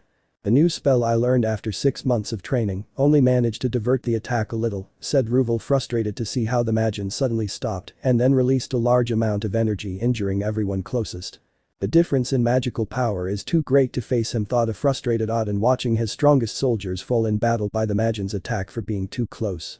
I just pray that the boys managed to win, Odin thought, back watching television, watching the fights that were taking place, but saw how the Majin raised his hand to launch another attack that scared everyone, thinking that they were doomed, but a hand rose. 1,000 spears of light, a voice said, so the thousands of spears of light appeared, but seconds later they all went against the attack that was barely stopped. And he showed himself to Azazel with a calm smile. What an overwhelming magical power, I won't be able to neutralize it, he thought nervously, but tried not to look it. There's no way to face that thing, Azazel thought, very frustrated, looking at the Majin who was charging another attack, but when he launched it, he was stopped by a white magic barrier. Unless we counterattack with an equally strong magical power, Azazel thought now with a smile for an angel to say. Bad magic, said the hopeful angel, looking back at that person he hoped would be. It's from, said another, looking at the person so that all the angels smiled. Michael Sama, shouted all the happy and hopeful angels, looking at the overlord who was only serious. I had to speed up the process of my spell. Maybe by speeding up the process the spell could go wrong and be undone before executing it. If Azazel and I work together, we will surely succeed, he thought, determined, so that the Majin decided to attack, trying to put his hands together for an attack. Now Azazel shouted for Michael to throw a seal that made a force field around one of the arms, stopping him. With this power I will be able to protect everyone like before, Michael thought, determinedly starting to execute his spell until it charged completely, and when he was going to cast it, there was a small explosion, vanishing his spell. What, it already vanished? I thought I would make it, but apparently the energy was unstable, he thought, frustrated and shocked. Everyone was scared looking at what happened. I couldn't resist any longer, he thought, angry with himself for not being able to do anything for the people. In a world where magic is everything. Everyone was already totally scared, while the Majin had already charged his power, but something happened at great speed between Azazel and Michael, who were surprised to see each other. Issei next to a miniature leap in black form nailed to Danma in the attack. Issei-kun, Michael said, surprised, and the Majin's attack was about to be executed, and Issei spoke. Love Daiho, Issei. Yes, he said, understanding what she said. Let's do it, they both said. Demonic assimilation. The Majin was about to launch his attack, while Issei had Danma stuck in him. Issei was the one who had in his hands the salvation or perdition of all. Let's go, leave, Issei shouted determinedly to his demon that was on his shoulder, who answered. Yes, the demon shouted equally determinedly to his possessor. Demonic assimilation, they both shouted so that the Majin's attack would vanish as if it had never existed. Everyone was surprised looking at Issei. Haha, the brats of today always steal your spotlight, Azazel thought, smiling as he saw Issei's new form. In the kingdom of Pika, with Vali and Kiora. Too bad for you, Vali said in his balance breaker looking at his enemy, who just looked at him coldly. Why is he right now there? He said with a smile, looking at Zenon. Issei. This was in his new transformation being the demonic assimilation. In our current state, demonic assimilation only lasts 10 minutes Issei thought, exhaling steam, so that the Majin tries to grab him. That's why I'm going to defeat you immediately he thought, and with a quick movement he made Danma grow to cut the Majin's arm in half. Azazul-sensei look at me, he said so that everyone could see how something could be seen in the sky. I'm going to protect the world with a demon. And everyone got scared already thinking that Issei was coming with the Majin. No said a voice, and everyone turned to see Kunu next to a fox yokai. That's Issei Odasan Kunu said looking at Issei who was moving away from the demon but prepared to attack. The Brad is protecting the world said none other than Tannen who was flying next to two people. I must admit that the boy, apart from being handsome, is strong, said a girl with blue hair and equally blue eyes in a white suit. This is Tiamat in her human form. Ahahaha as expected from Sekiryuutei's younger brother said a boy with purple hair looking at Issei this was Bova Tannen, one of Tannen's 3 sons. Who would have thought that brat could do such absurd things, said Amaterasu the goddess of the sun and leader of the Japanese faction. I have no idea who the leader of the Japanese faction is so I put Amaterasu. You can do it, Irina said next to Kunu looking at the boy who began to fly in the direction of the Majin. But not because you are a carrier of a demon he said, starting to raise his voice to start shouting. But because no one but you represents what it means to be a true hero Irina shouted, starting to shed tears of happiness to shout the last thing. Let's go Issei-kun he shouted with all his might to Issei who launched himself with much more motivation against the Majin. I raised Danma to cut the Majin, and he launched himself at Issei trying to kill him. The Majin possesses such concentrated magical power that it reflects all types of magic, it is capable of destroying everything in a primitive and direct attack, Searches thought, looking at the two, but saw how Issei cut the Majin's arm at high speed. But that doesn't mean I can block anti-magic attacks he thought again with a smile, and Issei went against the Majin's stomach, starting to cut his stomach and going up at high speed, reaching his shoulder. A scream cut in half to the Majin, the civilians were surprised, the supernaturals were happy seeing Issei's victory. Ooh, the Toman people shouted happily while watching a television that not even the author knows how to work. Suo. No, this is dangerous he said, surprising Issei who had forgotten about the demon. At this rate Lord Natch is going to he said, but Issei interrupted him by shouting. Very well then we have to go to the kingdom of Pika he said, but at that moment he realized something. Although it may take me a while to get there even with assimilation, he said with a poker face looking at the obelisks in the distance, it would take him several minutes, longer than the demonic assimilation takes. If Mr. Natch and I aren't here, you won't be able to move long distances. Besides, I don't think Mr. Natch can support us right now. He said, looking at the same place where the fight was taking place. Then how? Issei said frustrated but the demonic assimilation ended and Issei and Lieb separated. The assimilation ended faster than I expected Issei shouted a little frustrated as he began to fall, but Gimadello shouted at him. Idiot, quickly use your damn sword to fly. The demon shouted angrily at the boy who was going to do that, but a giant hand caught them. Issei, we know you've become strong, but were you really thinking of going without us? Said a voice that Issei recognized, and when the hand opened, he could see Tannen, Tiamat, Bova, Ruvel, and Biku. I said Issei smiling, so that Tannen puts him on his back for this roar and fly quickly in the direction of the obelisk. In the kingdom of Pika. While in the castle the fights were taking place, but outside it was not very different, Morris had released several experiments that he tried to replicate the demons those of Black Clover. And the resistance tried to hold them back while the civilians were evacuated along with an ability. Tiba cut some of them at high speed, Kaneko tried to hit them, Saji used his sacred gear to take out all their power and have his companions kill them. Protect the civilians shouted one of the resistance members who launched himself against the demons so that their leader would shout. For the pride of the royal family shouted the leader, casting his best spell, but a girl fell, and when a demon was going to eat her, the demon was cut off by the head, when the girl turned around she saw Sari with a katana. While in the distance, several demons were going to attack the civilians, and when they would achieve it something happened, a great torrent of air reached the demons and killed them, and was shown to Sererg. Everyone was surprised.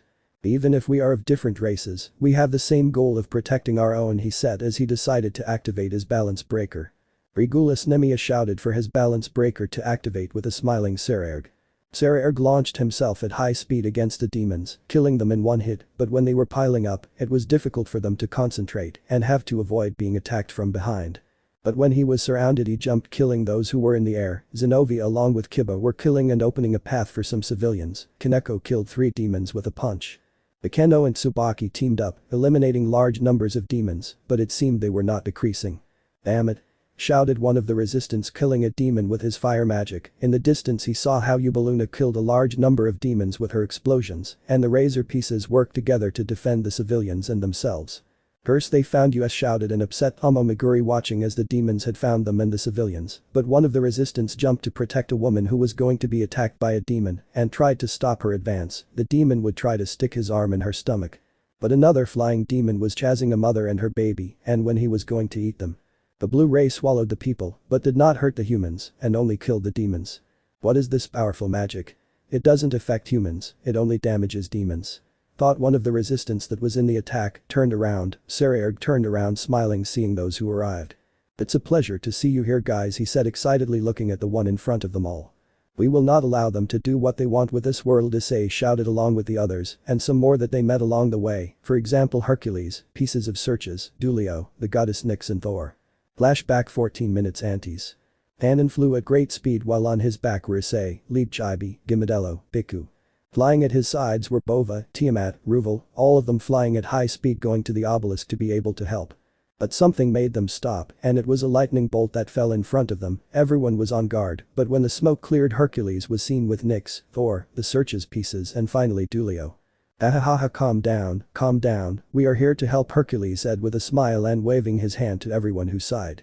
"Yes, what he said, but let it be clear, I only came in case things get really bad," Nyx said, disinterested, looking away, but looking sideways at Issei, who did not understand the woman's attitude. "Yes, Cerches Sama sent us support for the battle," said the Tower of Cerches, being a man called Surtur II, speaking with a voice that imposed respect. Yes, what this idiot said a boy called Sauji Akita, being the Knight of Cerches. "Oh, and some of our companions stayed to protect the people and get them out of the area, so we too will go for now, but maybe they will come later," Akita said, looking with a disinterested look, but everyone started to fly. "I came because Michael Sama sent me," Dulio said, flying next to Tannen to explain to Issei, who nodded, understanding the reason. "My father wanted me to help you, so here I am," Thor said on Tannen's back while Issei smiled nervously. Thor seemed to not want to be there, even though he did want to be inside, so he could be with the only boy who ever fought him. "I wanted to confront you, but this just happened, so I decided to come help," Hercules said, looking at the obelisk in the distance. Then to flashback. Light magic. Dulio. Magic of the night. Nyx. Thunder magic. Thor. Dragon flames. Bova, Tannen. Slayer slash. Sauji. Lava of the sovereign. Surtur. Nemean lion, roar that devours the earth. Hercules. Lactagus. Issei. Ice of promise. Tiamat. Everyone will launch their abilities. Dulio launched a powerful yellowish ray made of the power of an angel. Nyx made a powerful ray with darkness. Thor charged thunder in his hammer and then hit the ground, releasing the thunder that went against the demons. Bova and Tannen charged purple or blue flames to throw them at the demons. Sauji positioned himself seconds later to give a powerful cut in the air that eliminated every demon in his path. Surtur put his hands on the ground so that a large amount of lava came out like a geyser below the demons. Tiamat created a large amount of ice that was in the form of peaks against the demons. Hercules with a white club charged his power to hit the ground, creating a shock wave. He sent all the demons, killing all the demons. Issei launched a large number of cuts that cut the demons in half. Everyone was impressed, no demon had survived everyone's attack, but Issei screamed. "I stay here, I will go help the others," Issei shouted, but noticed in the distance a girl who looked like a nun was sweating, and behind her, there were children trying to wake up an unconscious man. In front of them were 2 demons who did not wait to pounce on her, that there could be nothing, she was tired. When they were going to eat it. The 2 demons were cut in half, and a person fell on the corpses of the beings. The nun opened her eyes seeing the boy being this Issei, who smiled to approach them. "Are you okay?" asked the boy, seeing them to see the man.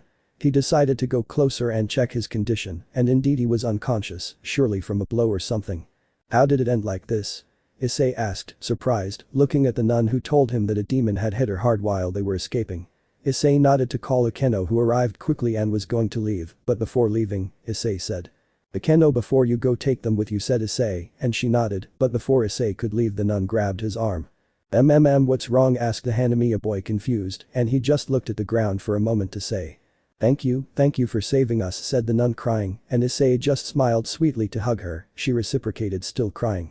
Calm down, it's over now, I'm here, I would like to stay with you, but I must save the others," Issei said to separate and take out his demon wings, the ones from DXD. "But before I go tell me your name," Issei said looking at her and then remained silent thinking about telling her. "I'm Lily, my name is Lily," Aquaria Lily said, so that Issei nodded to say finally. "Well, see you later my lady, and by the way my name is Issei." Issei hied you, he said to fly at high speed towards the castle, and the nun just smiled one last time to leave with the children and Akeno. In the castle, with Rias, Sona and Vanica. The battle was taking place, Sona was facing Vanica's servants while she was facing Rias. "Ha, come on Rias-chan, show more of your power, let's have more of these feelings of fighting," Vanica said. Well, Rias created a sword to stab Vanica in the stomach and move away, but the Zagreus took it from her to launch herself against Rias, who tried to avoid her attacks. "Lake of snakes," Rias shouted to touch the floor and create a kind of lake with her power of destruction, so that giant snakes come out of the lake trying to attack Vanica who easily dodged them. "Pack of scarlet beasts," Vanica screamed, and red creatures made of blood appeared but were destroyed by arrows made by Rias, who created a whip and grabbed the beasts, throwing them against the others, destroying them, but Vanica rammed her, knocking her to the ground. Rias, Sona shouted trying to go help her best friend, but Vanica's servants wouldn't let her go. "Well Rias-chan, I thought you could hold out longer, but you still don't have perfect control of your new power, so it was just a matter of time," Vanica said, undoing her demonic assimilation and walking towards her and squatting down looking at the girl who was just trying to stand up, but the new form of the power of destruction had exhausted her a lot. "But well, all good things always come to an end, so goodbye," Vanica said with a cold voice to raise her hand in the form of a knife created by her blood magic. "I forgot to say that the Dark Triad is stronger than in an anime manga, meaning Issei fights at 80% of his maximum power." Vanica began to lower her arm ready to kill her, increasing the speed she was already reaching her hard and. As Sona screamed scared and Rias was going to be pierced, but something destroyed the roof and something at high speed went straight to Vanica and Rias, so that person tried to cut Vanica and she jumped dodging the person. When the smoke went away, Issei was seen next to Rias. "Are you okay?" I asked, looking at Rias, who just laughed softly and turned to look at him. "Ifufu, what do you think, Ice-kun?" he said looking at the boy who just laughed to turn to see Vanica who was just with a happy smile. "So you're Vanica, right?" he asked seriously, looking at her, but she only laughed like crazy and then screamed. Finally you're here, Issei-kun," I shouted excitedly looking at the boy who remained serious, he couldn't be distracted for a single moment. "Sona, take care of Rias," he said, but when she was going to say that she was busy she turned around to see her enemies cut in half, she said nothing as she ran to where the Redeed was. Issei walked slowly to Vanica who only smiled with excitement and madness, she had been waiting for this moment for a long time. "I don't know how you know my name, I don't know why you're doing this, but I do know something, that I'm going to defeat you," Issei said summoning Danma along with his katana ready for his fight. Vanica blushed and smiled to say. Please Issei-kun, give your all in this fight," he said releasing his dark horror ready to fight. On Issei's shoulder Lieb appeared in her chibi form. Now it would be. Issei, love vs Vanica. Issei threw Danma like a spear that Vanica deflected with a punch, but I don't know, I imagine that the sword flew back to Issei who ran against Vanica, who also launched herself against him starting a fight.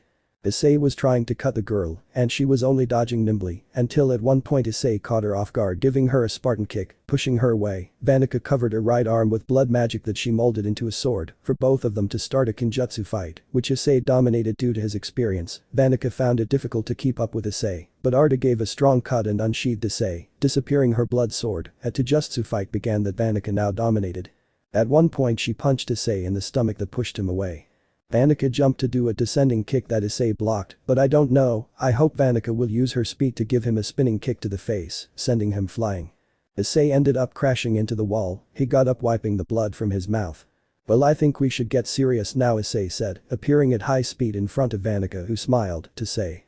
"Okay my Issei-kun, let's go with everything," he said, so that Vanica began to raise her aura just like Issei. "Let's go further," they both said, ready to use their demonic assimilation.